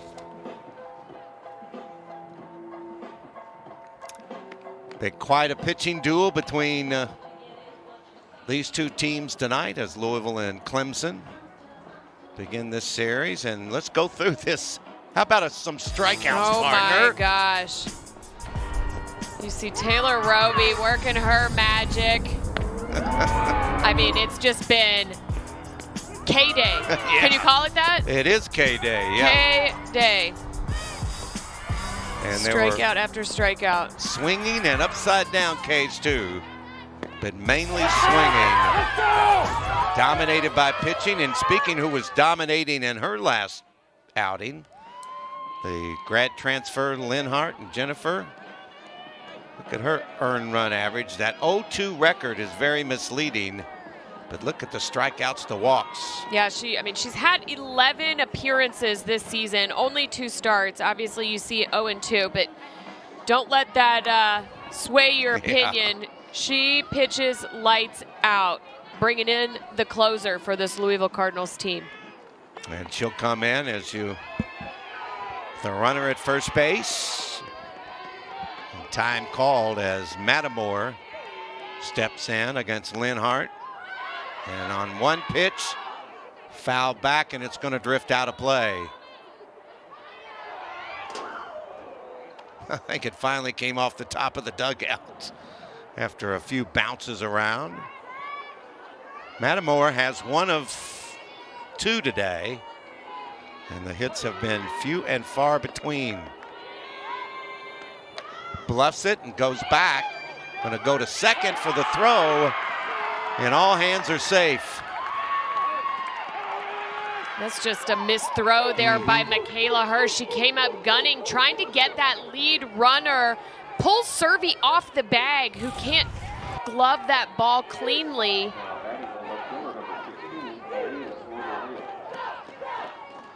Yep, it was to the you see it third to the base third side base of the bag. side. Yeah, Yep. and that hit it right on the nail. And this is not a team that you want to crack the door open for at all.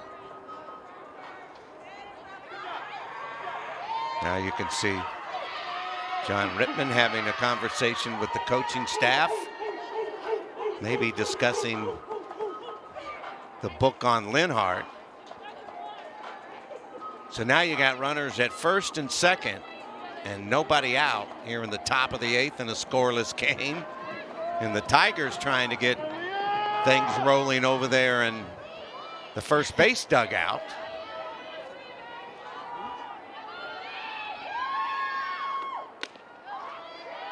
There's a take of a strike right down the middle.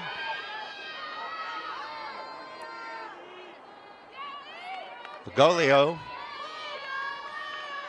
has grounded out and lined out. Pops this one up and foul ground. Good pitch there. So Linhart ahead, no balls, 2 strikes. Bergoglio does have 2 home runs on the season. Has some pop to her bat. Here's the 0-2 pitch. Hit high in the air and foul ground, making the play. That's a big out there as Greenwood took it in foul territory. And that's a big out with 2 on. So no advancement by the runners there. And now the number 9 hitter, Hyatt, scheduled up.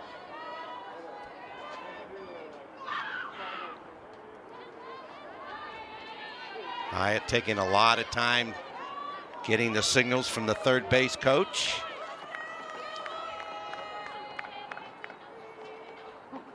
Cardinals would like to keep this pitch in the infield if it's batted at all. Now it looks like we might have another change, possibly a runner or a batter. We'll see what comes up.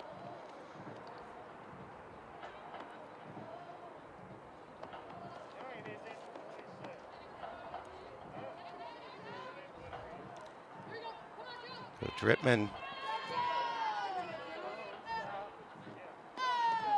I would say he's ticketed for the Hall of Fame sometime with over 750 wins. And he's still going strong. Hyatt, a ground out and a fly out. And a fastball, the heater from Linhart. Of course, the Division II Player of the Year a couple of years ago. Graduate student in dental school. Fouled again, another good pitch. Just did get a piece of it, did Hyatt. You see Louisville, 4 of the 7 losses have come against ranked teams and trying to avoid one here as we are in extra frames. The extra frame, the first one in the 8th inning. Swing and a miss, got a piece of it, but a great job by the catcher, Greenwood, to hang on to that ball. Wow, that seemed like a small play there, but watch this concentration. You see Greenwood doing a really good job moving to frame that ball. Boy, you mentioned the other day, Suzanne, in one of our other games, how fortunate Louisville is to have several catchers. Several catchers, several pitchers. And that's what I'm really interested to see about this entire weekend. Because this Louisville staff has depth in their pitching staff with Jen Lenhart, with Taylor Roby, who we saw come pitch lights out for 7 innings. We've got Holloway as well, Gabby Holloway. You know, they've got depth, whereas this Clemson team has Cagle and then a couple of other pitchers who don't pitch nearly to the extent that Cagle does. We'll see if that plays out in terms of pitching depth over the weekend. There's that 13-game winning streak we mentioned, longest in the short program history. Another good pitch that's fouled off. Takes it to 1-2, so Linhart, and out a way of getting out of a jam that had 2 on and nobody out. And the Tigers looking for a rally here. Swing and a miss. And look at that enthusiasm. How about that heart right there by the graduate senior? Go to the bottom of the 8th inning. They're excited. We have no score. Welcome back, and the rally caps are going again as we move to the bottom half of the 4th inning, or make the bottom half of the 8th inning. I got lost in the rally caps there. Love to watch these young ladies and their enthusiasm. And Louisville needs base runners in this scoreless game with number 25 Clemson. That was fouled on the run-up by Newman. So, Don. Yes. Normally, I say quabs and lobs. All right. Quality at-bats and leaving base runners on, right? 2 very important stats. However, I'm going to change it tonight. All right. Quips and lobs. All right. Clemson is left on 4 base runners, and Louisville has left on 5 base runners. Quips. Quips. And lobs. I like that. Cagle not happy with herself after delivering a ball that evens it up at 1-1. He got the little megaphones going now. Gosh, look at the sunglasses upside down. 114 pitches. Yeah. By Cagle. And still bringing the heat. Oh, yeah, she is. But a great point by you, Suzanne, not having quite as much depth at pitching. It'll be interesting to say the difference in the 3-game series, now the 4-game series. 1-2. That's outside. Newman 0 for 2, a ground out, a strikeout. Yeah, this Clemson squad, their pitching staff, they've got 4 or 5 other pitchers on the roster, but the next highest innings pitched was by Reagan Spencer, who had a third of the innings pitched that Valerie Cagle came into this ballgame with. A line shot hit right at the shortstop Gilstrap. The right idea by Newman, but hit it right at the Tiger shortstop. As the rally contend over in the Cardinal dugout, and of course, I think Clemson knows this was going to be a tough series, and Roby and Cable have been the dominant figures. Breaking ball just missed a little bit low. Cardinals 6-1 record at Ulmer Stadium with 63 stolen bases. That's in the 2021 season, of course. Yeah, they've got 4 on the scoreboard for today. Yeah. And again, Clemson walked in here 34 of 35 in stolen bases and attempts when they're on the base path. And their opponents had only registered 7. Louisville has 4 stolen bases today. Yep. And John Rittman over there knows he's dodged some bullets so far. This one sliced down the line. That's a fair ball. Throw comes into second base, and that is well played in a long single, but a base runner by Greenwood. Man, Logaleo came up gunning that throw. Can you believe that? Because Greenwood has wheels. Yeah. And I thought for sure as this trickled down the third base line, she was going to get a double. But you see the exceptional defensive work there by Logaleo. Absolutely. Then Louisville gets its goal achieved with a base runner now and 1 out. And that'll bring up Wolf. Wolf has grounded out twice and struck out. 0 for 3 today. Of course, a lot of 0-fers today against this pitching. 122 pitches coming up right here. And it goes right back to the circle. Throw to second for 1. Not going to get the double play. If it was ever tailor-made, it was there. But they get the lead runner. So now there's 2 outs and a runner at first. Well, Lucky Wolf has some wheels on her as You're well. right. Not that she grounded out into a double play there. Just a reminder, this team is not lost. I'm speaking of Clemson in a month. Yeah, for 4 consecutive series sweeps. It's Furman, UVA. Here's a base hit in the left. And Roby retains. Yes, she and does. now makes it a 9-hit streak. Yeah, how about that? Coming through with a big hit here. And that extends that game hitting streak that Suzanne just mentioned. And more importantly, even with 2 out, now you got runners at first and second, where that runner at second is the one that's most important in this scoreless game here in extra innings. Well, and you have a fired up Jennifer Lenhart up at the plate. She made the great pitches coming in relief of Roby.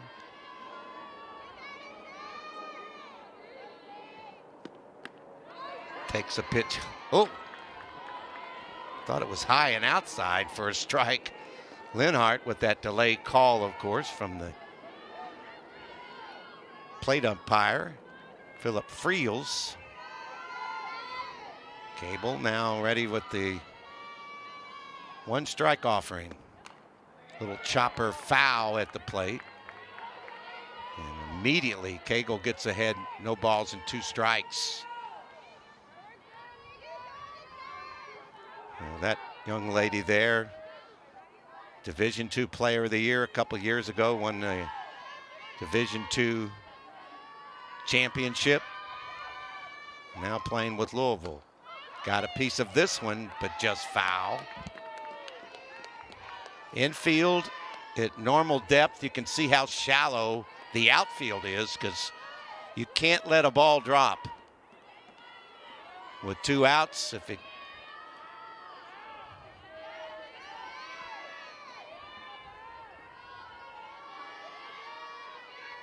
long pause, and the 0-2 swing and a miss, got out of the jam with a punch out.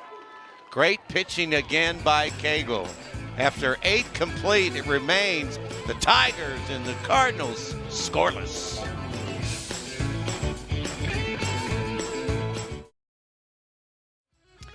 You know, if these ladies would only have a good time and enjoy themselves, they're cranking it. Hadn't been much cranking in terms of offense. Look at that stat line. How about that? Bunch of goose eggs, 7 total hits. This is not a baseball game. No, you're right. We might be in the 9th inning. Yeah, that's true. But this is not a baseball game. That's right. If you joined us a little late. Lobs, Don. Lobs. Louisville has left 7 base runners on bags to Clemson's 4. Yeah. Missed opportunities. But lots of quality pitching. No doubt. Don Dabena Field in Ulmer Stadium here in Louisville, Kentucky. ACC softball. First of a 4-game series between number 25, Clemson, and the Louisville Cardinals. 1 ball and 2 strikes. Been a pitching duel. Lenhart now in for the starter, Taylor Roby. Gilstrap today, 0 for 3. Strikeout, foul out, and a pop out. She can get it done. Doesn't go after a bad pitch there. That evens the count at 2-2. Well, if this is any indication of what we're in for tonight, 2 tomorrow beginning at noon Eastern and 1 on Sunday. Hit hard but foul. Way out in front of that pitch is Gilstrap. Boy, what a great story early in the game about this young lady even being able to play softball again. And her teammates really picked her up in a big-time way. That's high, and now the count is full. Yeah, you know, those are the stories that just endear you to sports. Yep. And hits this one high and deep, but foul. Got every bit of it, but way out in front. And Gilstrap has that power, too.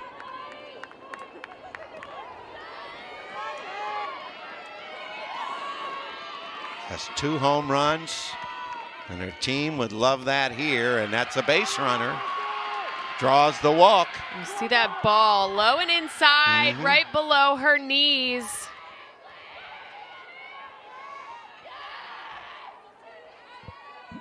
Gonna get another good look here at this ball. Zoomed in on the inside corner.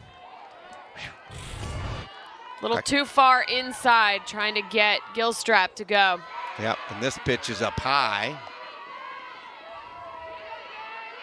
Cagle, chance to help her own cause. She has 1 hit and 3 trips to the plate. Also a strikeout and a ground out. Fouls this one out of play. Evens accounted 1-1.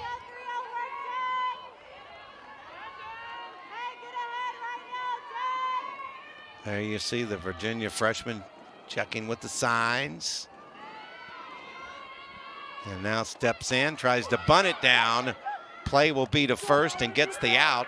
That advances the runner to second, which was a sacrifice play that was intended and executed with perfection by the Tigers. Yeah, great execution. I mean, you talk about a hitting pitcher, right? You know, usually you think, okay, well, they're going to hit for power. No, Cagle just walked up and said, you know what? I'm just going to lay the bunt down. No big deal. Right. Call it a day. Got the job done. 2, no one else, however, but Marissa Gombarda. Yep, and she is standing by to step in. 21 RBIs for Gombarda coming into this game. She takes a strike there.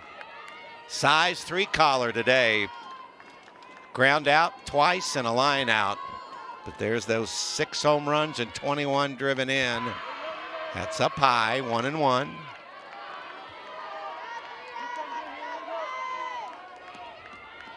And Lenhart doesn't want to put anything in a space that Gombarda can get a good bat on it. As you can see in that graphic, leads the ACC and runs batted in. Now Lenhart steps to the back of the circle, tries to gather herself as she's fallen behind in the count. 2-1. That's a strike call at the knees. Coming back with a good pitch there. Well, switching it up there. It was Lenhart. You saw a bunch of pitches up at the letters. That's popped straight back. Boy, you can tell from that rip, even though it was foul, what a swing she has. Yeah, Gombarda gets up there, just hacks away. Just watch this contact, even though it's a foul ball. Watch. Poof, extension. She is trying to hit her 22nd RBI and her 7th home run of the season. She's worked the count full now, too, against Lenhart. Payoff. Strike 3 call right at the knees. And once again, Lenhart comes through with the punch out, and there's 2 down. What a huge strikeout there for Jennifer Lenhart. We're going to get a good shot here of this replay. You see this as a just nice, good fastball on the inside corner. Got Gombarda looking. So 2 out with a runner at second base, which would be the first run of the game. Here's Stewart. Line out, foul out, ground out, 0 for 3. Pops this one up, giving chase, and just out of play over the playing area, back into the grandstands. And Stewart will return to get her bat.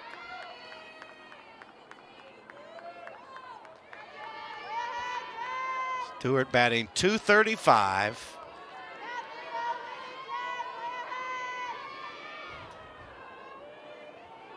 And Lenhart trying to get that 3rd out here in the top of the 9th inning in a scheduled 7-inning game, just again protecting the plate. You know, Don, this is a team, this Clemson team came in hitting collectively over 300. They had a .310 batting average walking into today. Just today's batting, they are batting a 103. Big difference, huh? Runner goes, throw down to third, not in time. They were watching to see if it was a call strike, kind of a delayed steal. And you could see Cassidy Greenwood was not prepared for this at all. You're she right. actually had a delay. She was like, wait, what? You can never let up on these Clemson base runners. this one popped up, however, and taken by the shortstop.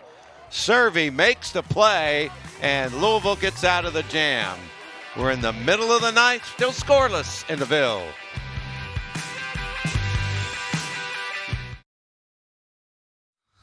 Well, it's been quite a game. If you like defense, let's start game track. Clemson and Louisville, 0-3-1. Runs, hits, errors, 0-4-1 for Louisville. You see Cagle, Roby, Greenwood, what she's done. But what we don't have? A run. It has been all about the pitching today, Don. You said that when I walked in. You said this is going to be dominated by pitching. There's a breaking ball that just did catch the outside corner. Look like we have a defensive change. Oda. Real Oda is in right field. First defensive change. Oda was featured on SportsCenter earlier this season for an amazing catch that she made in outfield. That's true. 1-1 the count on Hurst. Ground out twice and a strikeout. She hits this one well and into right center field for a hit. Cut off nicely. The throw will come to second base and out at second base. Oh, what a play by the defense in the outfield. Tried to stretch it and gunned down for the out. Michaela Hurst did a really great job making quality contact. I question, she saw Oda bobble the ball a little bit. I'm sorry, Clark bobbled the ball a little bit, and so she thought, you know what, I'm going to try for that extra base. Oh, and that tag made almost a little late. It was off the mark. But Clark was the one that made the play. Look at it from this angle. Had that throw not been up. No, I got her in the bag. Yeah, they got her. Yeah. But very fortunate that that throw was on this side of the bag. Yeah. And you could see no agreement at all. Gilstrap doing a really good job applying that tag. So now there's one out and nobody on. Cassidy Greenwood, 1 for 3 today. That was a single back in the second.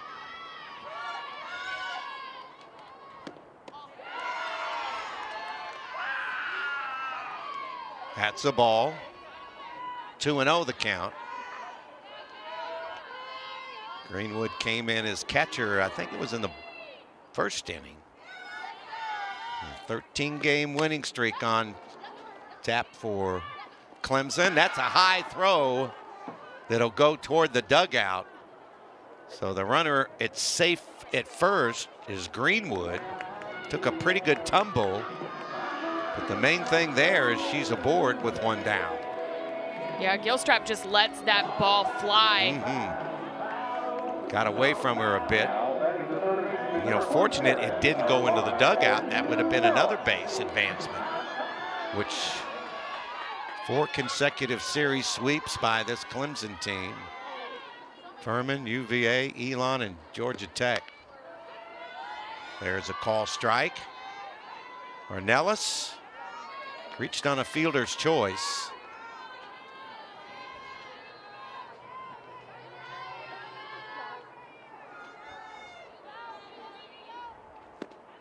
Cagle. The deeper in the pitch count that Cagle gets, you have to take into consideration what does her recovery look like. Absolutely. I mean, again, there's still 3 more games in this series. Starting at noon tomorrow, yeah. too. Yep. Good point. Of course, we're in the bottom of the ninth here in a scoreless game. This one hit high and foul out of play.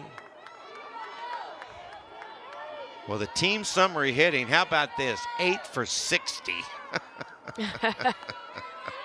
You think pitching has dominated a bit? Yeah, and you see that stat up at the top. Yep. 4 of 7 losses for this Louisville team have come against ranked opponents. You know, that's something that Coach Holly, I know, takes very seriously, is beefing up their schedule to play tough opponents, whether they're in conference or non-conference, to get her players better. Yep. Here's the 2-2 pitch. Just missed the outside part of the plate. Yep, long look by everybody. There's Holly April looking for a break here. Scoreless in the bottom of the 9th inning, the second extra frame. Ooh, wow. That's a tough one to take. Cagle is peppering the outside of that strike zone. You know, she's still controlling the pitches very well, considering she's thrown 135 of them. Right. Jeez. She's still throwing smoke. Yes, she is. Got a piece of this one up the middle for a hit. So the runner will stop at second base. And that was Ilana Ornelas' first hit of the season. What a clutch hit for number 27. I think she knows it. Getting a little help from the crowd over there in the dugout. Watch this. Solid hit. Just meets the ball. Doesn't have to swing all the way through that ball. Big single there for Ornelas. Boy, and you go back to that earlier play where the Cardinals got a base runner thrown out too. But now they have a runner in scoring position. I would have to think we're going to have to see a pitching change. Maybe not, but that count continues to 143 pitches. And Louisville has seen Valerie Cagle multiple times now Right. being up at bat. Right. You know, this will be Funky's 3rd time against Cagle. You know, they understand kind of what she's doing for the most part. Going to stick with Cagle. Just wanted to have the conversation as John Rittman makes his way back to the dugout. 136 pitches.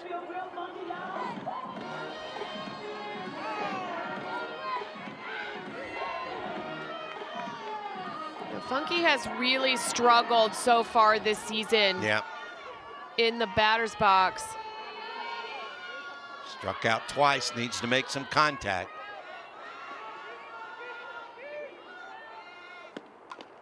Chop foul at the plate. Yeah, Funky has struck out twice, but could forget about all this if she could get a base hit and produce a win against number 25 Clemson that's won 13 straight games.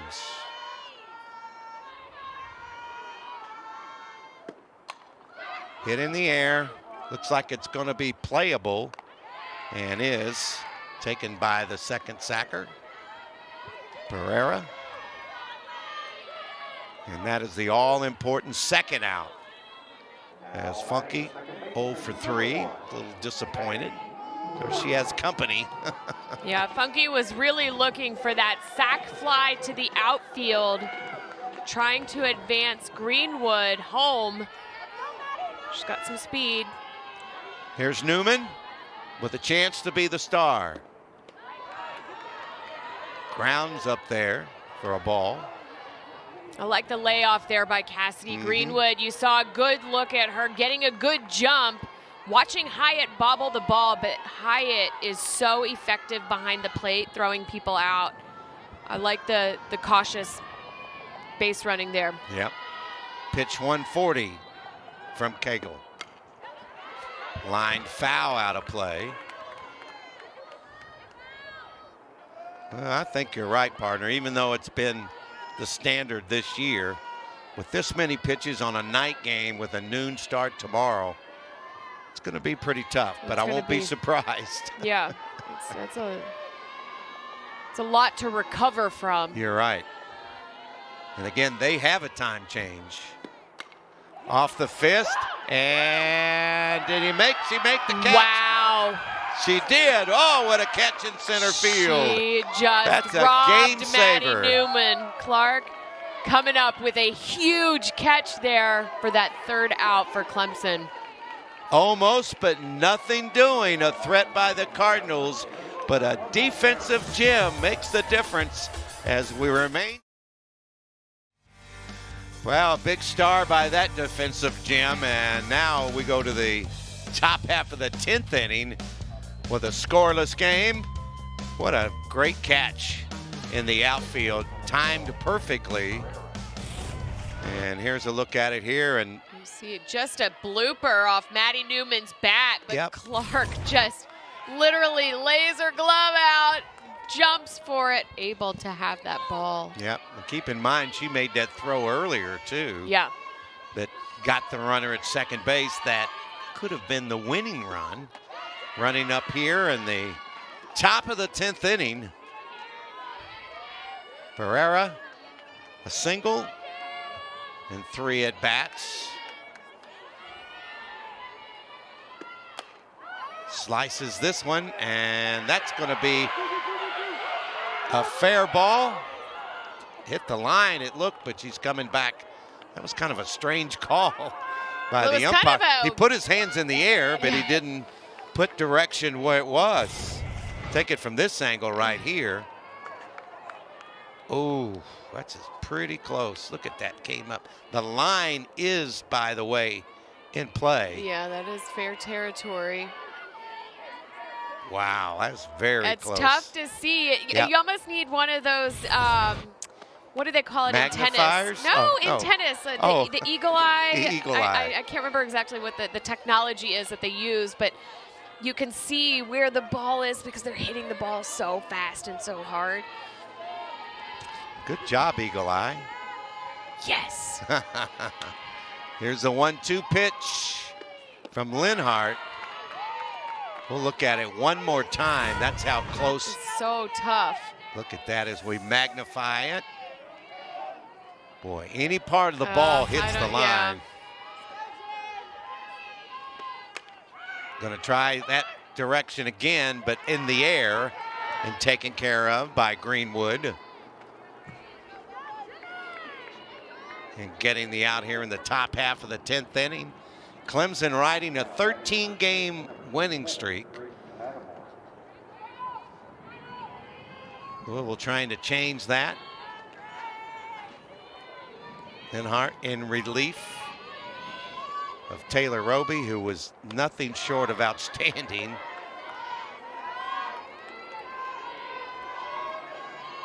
Yeah, Taylor Roby's stats don't, she had 4 strikeouts, no walks on the day.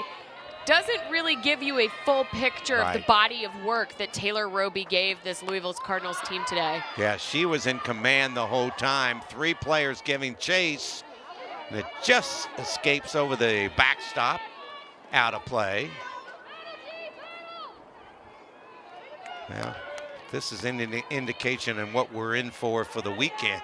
You better bring a sleeping bag, Dawn. You better, and tune in or be here, because it's going to be a terrific series. Do I smell a rivalry in the years to come, too? Possibly. 1 ball and 2 strikes to count. This is really the weekend that a lot of different conferences are starting to face in-conference opponents. Yep. And so it's a big weekend, and both teams are coming in with a chip on their shoulder. And this one high in the air, taken care of by Wolf. And there's 2 outs here in the top of the 10th inning.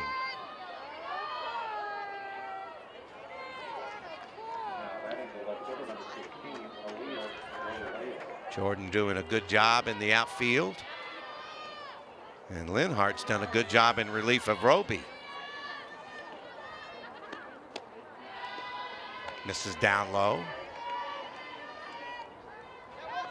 Magolio is grounded out, lined out, and fouled out. 0 for 3.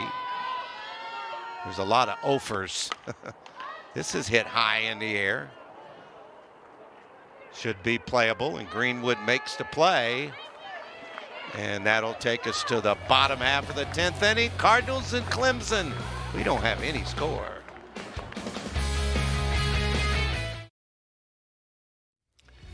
Well, a beautiful shot of Don Davina Field and Ulmer Stadium, and a lot of goose eggs on that fine Whole score. lot of zeros. Wow. Total of 9 hits, 3 errors. Not that many really even left on base, but Cable has been pitching since yesterday. Her 142nd pitch, I was going to say. She'll start the spring in the morning at 5:30. We're getting a little slap happy here. Yes, we are. But we got a good one going on. Don't bail away. I know. Somebody's going to win this thing and be big for either team. Slow roller and an easy put out at first by Matamore. Well, that's a pitcher's best friend right there. Throw a pitch and get a little roller.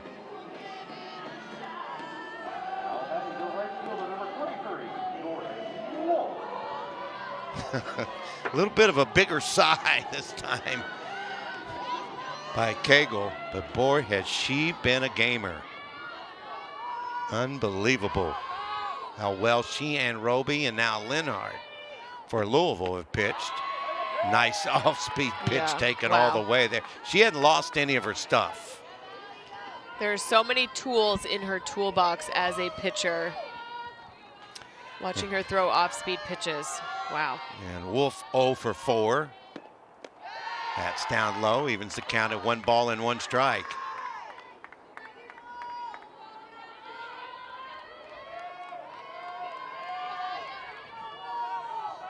Nine hits and 67 at-bats. Slow roller to the right side. Another unassisted play. That's been way too easy. It's 2 back-to-back identical plays there for Matamore. Matamore says, bring it my way. 2 down and nobody on here in the bottom of the 10th. And here's Roby. She could win it with 1 swing of the bat. But she needs Cable to make a mistake. Ooh, there's a check swing foul. Boy, that hacks you off when you know it should have been a ball and couldn't get the bat out of the way. As you can see, Roby. Yeah, Roby just hits that with the butt of the bat. Roby 1 hit and 3 at-bats with a walk.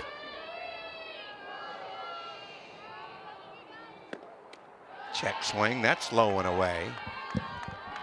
We're approaching 150 pitches for the freshman right-hander.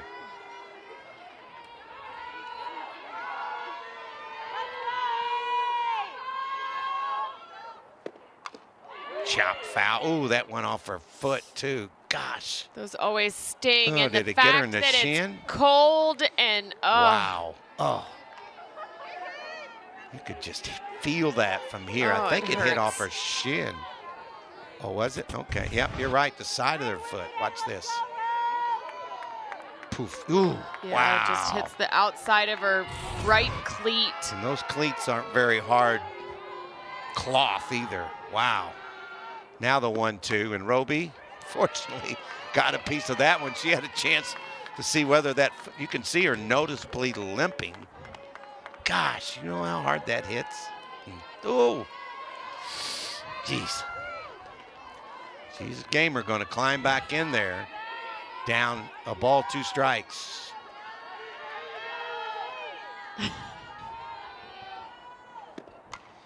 Foul again, out of play.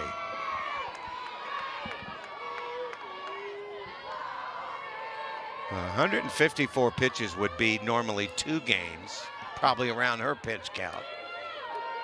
If she wins in 7 innings or less, which they've done several times. Let's see if Roby can deliver something here. Time called, too long of a look. Yeah, I mean, Dawn, I know I've said it, but it's going to be really fascinating to see who Clemson throws the next 3 games. Oh, yeah. And a strike call on the outside corner. So the Cardinals can't score in the bottom of the 10th, and we remain scoreless as we'll head to the top of the 11th.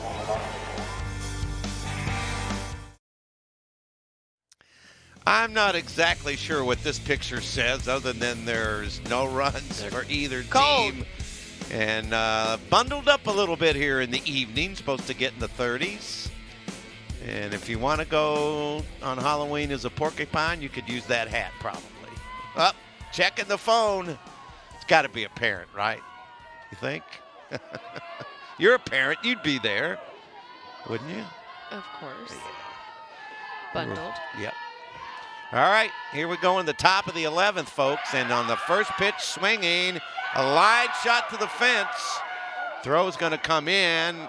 Could have been back to first base. Wow. Hyatt got the hit and almost made too wide of a turn and had to scramble back to first. These defenses on both sides for both Clemson and Louisville keeping the batters at bay, not allowing any extra bags. Funky able to collect that ball very quickly and get it in, even though it goes over her head. You see her try to make a stab at it, but she comes up gunning, sending Hyatt back to first. Yep. And the throw was offline. Probably a good thing she went back, because that throw might not have been there in time. But you lead off the 11th inning with a base runner on a solid hit. And that's what you want to do if you're Clemson, if you want to extend that 13-game winning streak.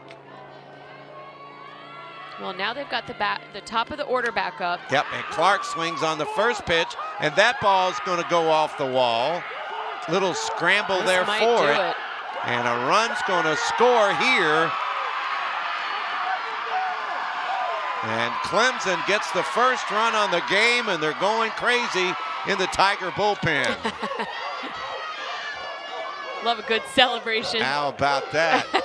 It's been a long time coming. It comes in the top half of the 11th inning for the Tigers. That was fantastic base running by Shannon, number 6 for Clemson, who came in to pinch run for Hyatt.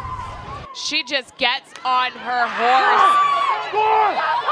Bobbled in the outfield, too. Watch this. Had trouble picking it up. That cost a little bit, but probably not the run. Maybe the runner going to third. But that one run looks humongous for the Tigers. You see the excitement there. So Lenhart comes to the plate, facing Gilstrap now, who's 0 for 3 with a walk. That was Clark's 4th triple this season. She's got some wheels. Yep. It took 2 hours and 50 minutes. This one hit down the left field line and hit well, and that ball is a foul ball. But she got every single piece of it. Yep. Just did miss that to keep it in play. And the big smile, yeah. She said, let me have that one back again. You see Lenhart over checking in the dugout. Well, we started at 7, and at 9:50 we got the game's first run. In the top of the 11th. Like we may have some other adjustments too in the lineup. Yeah, don't forget we'll be back here at noon tomorrow, Eastern time, for the first of 2, noon and 2:30 scheduled. And then I think it's a 1 o'clock start on Sunday. We're going to see Gabby Holloway come in. Going to have a pitching change for the Cardinals with Louisville trailing by 1. We'll tell you about it.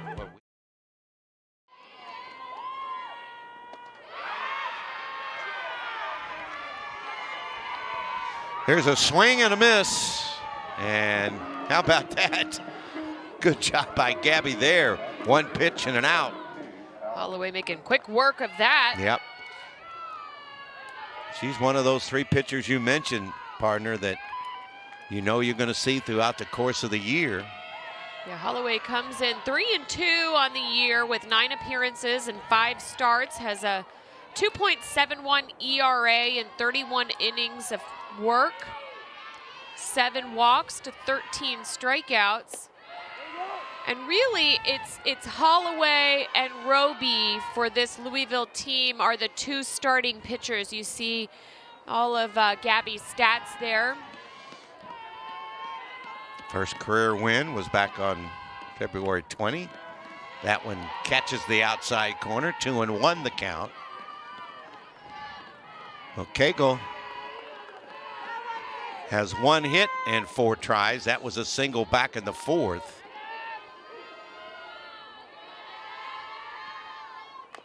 A little chopper foul at the plate.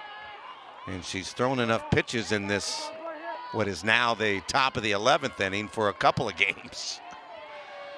And as Suzanne mentioned, and very wisely, it'll be interesting the strategy the rest of the weekend with this kind of start, win or lose for Clemson. This one fouled off to the left, out of play. I see a long ice bath in Cagle's future. Sorry, sister. Yep. Necessary evil. But we mentioned at the top of the show, this Clemson team is stacked with great freshmen. Of course, some of which played part of a year last year, kind of got the extra year. Chop foul at the plate. Holloway made a really good pitch there, and Cagle knows a little bit about good pitches and just did foul that one away.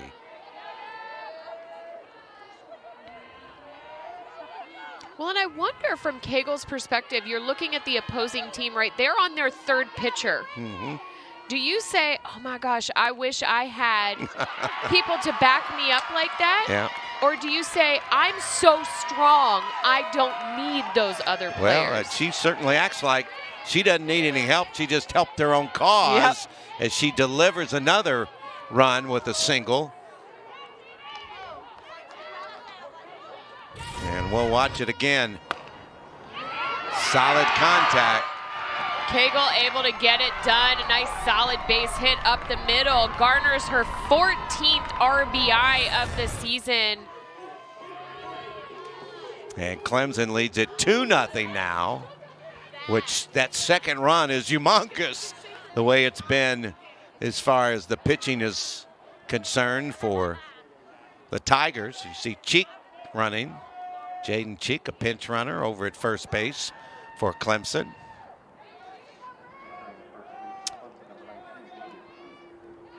And there you see, guess who back in the lineup as the hitter.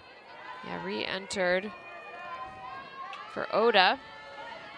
Clemson, a 2-spot here in the 11th. She swings on the first pitch, hits it high and deep to center, and that one's gone.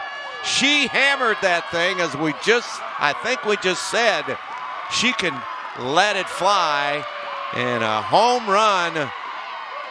Gilstrap, her 3rd of the season, and that makes it a 4-0 Clemson lead, and the Tigers trying to extend that winning streak to 14. Yeah, Don, we talked at the very beginning of the broadcast what a powerhouse Marissa Gombarda is. That was her 7th home run on the season.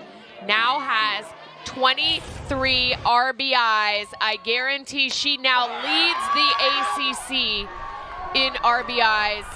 I mean, that was 250 yards that she just hit that ball. Insane. Straight away center.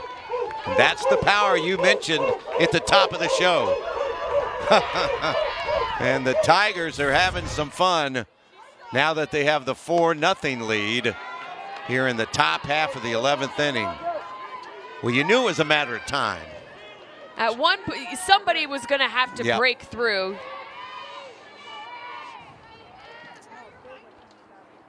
And that one down to the dirt. 2 balls and no strikes. There you see. Leads the ACC with 23 runs batted in. Yeah, she was tied for first coming into this game. We saw a graphic a couple of times, but now the lone wolf at the top of the pack.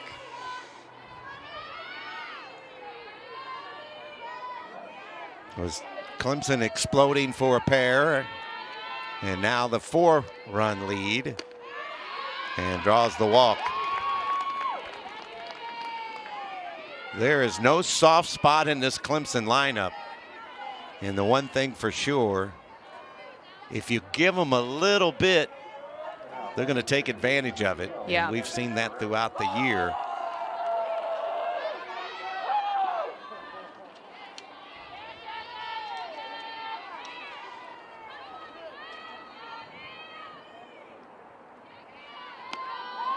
That pitch misses upstairs.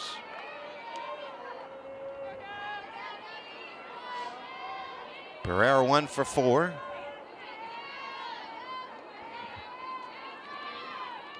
A single, struck out, and 2 flyouts. They're swinging on all the pitches now, trying to continue to make contact. Yeah, it's taken 11 innings tonight, Don, but Clemson finally starting to build some momentum here. Yeah. Now have 4 runs on 7 hits. Committed 2 errors, and they've left 5. Louisville stranded 9. Ground ball gets into center field, and all hands are safe. So even the seeing eye type hits are beginning to get into play for the Tigers. 13-0 when scoring first, and if this stands as this score, you could add 14-0. Yeah. Even though first came in extra innings. Well, they are also 30-0 all time when scoring 5+ runs. Well, they're getting close to that right now. That one got up there in a hurry out of the strike zone.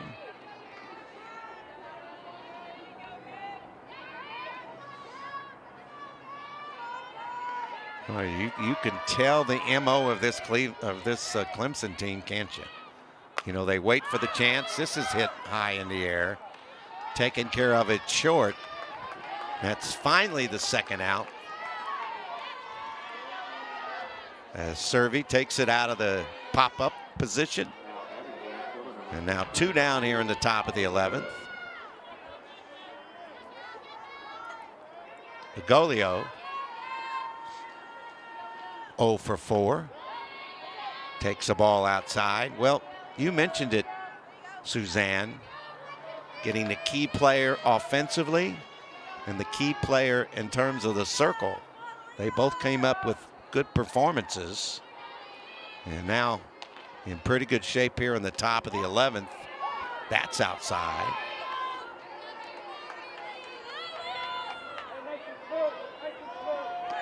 Got Clark that's 1 for 5. Pereira 2 for 5. And this one hit hard but foul.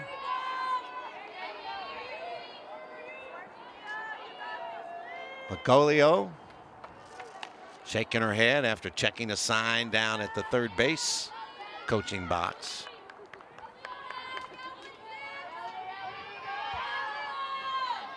Hear that chatter. 2-1 pitch. Chop to the third. They'll get the force for the final out in the top of the 11th. So the Cardinals need 4 to keep this one going. 4-0 Clemson.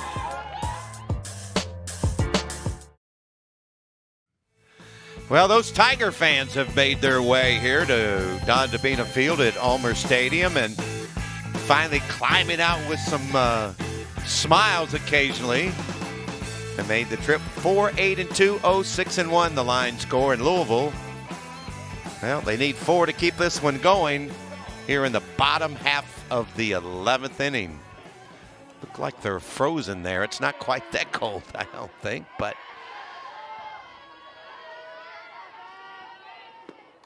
swinging on the first pitch, foul out of play.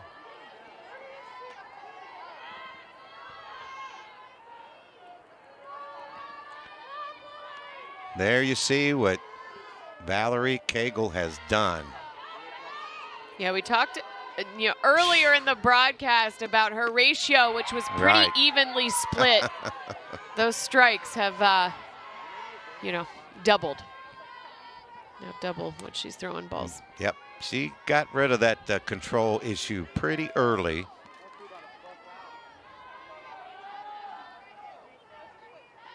And throwing 162 pitches. No balls and 2 strikes. She's got her lead. I think she wants to get this thing over with now. Probably wants to get to that ice for the arm for tomorrow. Nobody ever really wants to get an ice bath, Don. It No, just, you're right. You have to. It's one of those have to. You're right. Now she's falling behind. Actually, evens the count at 2-2.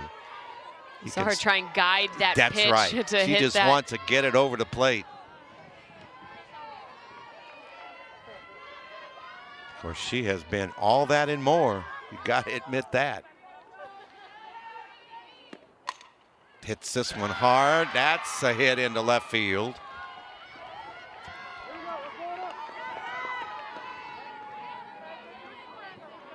So Louisville now with 6 hits.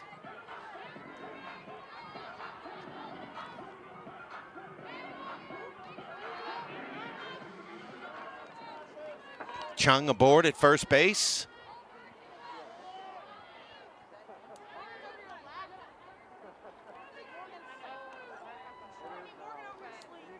And I see Holly April walking around, so probably going to have a runner. Chung's going to go to the dugout.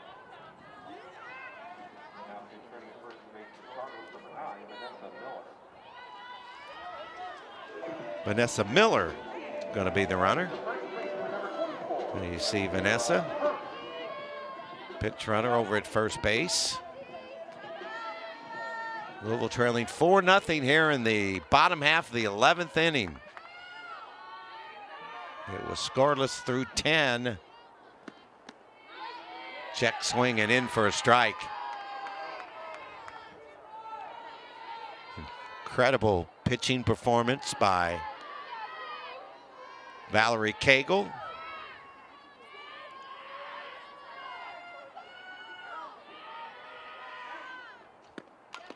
Got just a piece of that. Quickly, no balls and 2 strikes. Well, we talked about the number of freshmen. Some, of course, got some play last year in the shortened season.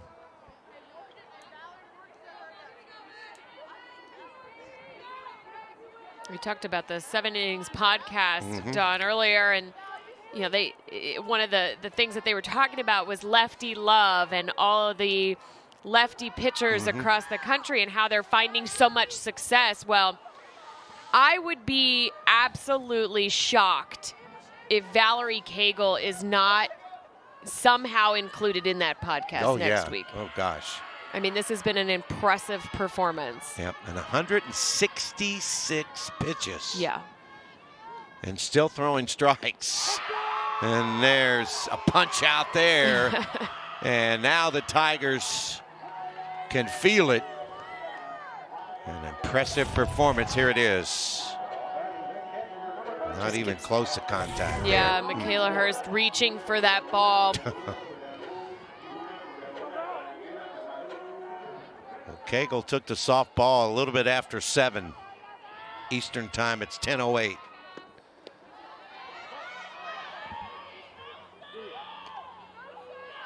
I don't know that I could get it halfway there. 1 for 4 is Cassidy Greenwood. That was a single in the 2nd inning. Cagle trying to work her ERA below 1 right now. Minuscule. Right. Yes. Well, if this holds up, the Clemson winning streak will go to 14 straight. And they'll go to 9-2 in the ACC because they've played a lot of conference games, a lot more than some of the other teams.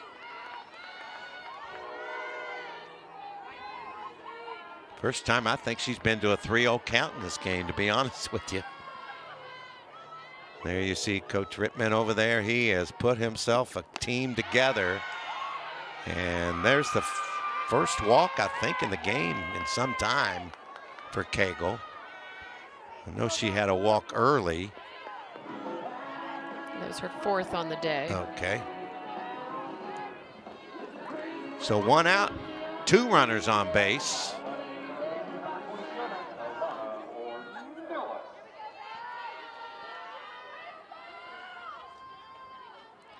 Had to bring a Nellis to the plate. And takes a strike. Well, you got to know right now, partner, that Cagle just wants to get this thing over. She knows, she feels comfortable with the lead. You can't play not thinking about it, but fouled off here. 0-2 the count. I think she was most upset about the walk of anything in the game. But that shows when you've thrown 173 pitches. That's a lot. That's a bunch. I don't even know what to say about that anymore as the pitch count continues to grow. And another punch out for out number 2. And Cagle says, man, I'm gone this far. Let's get this final out. Here's the pitch. Yeah, again, that inside sliding pitch. It just hits that corner. You think it's going to be way too far inside, but in fact, it does touch that plate. You know, I know one thing, considering what she's been able to do in her career, and tonight, I'd be looking to recruit more homeschoolers. Going to have a pinch hitter.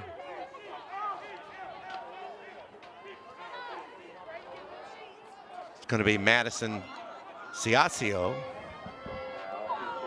from New Orleans, down in the Bayou.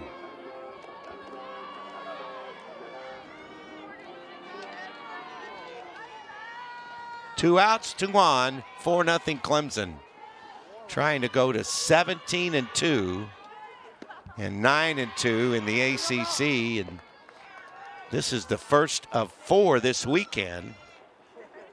Now we have time called.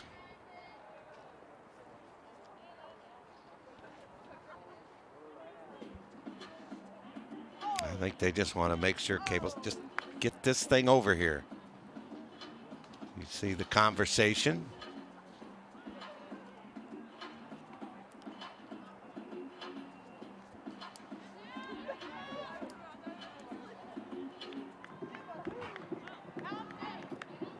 Well, Funky struck out twice, popped out.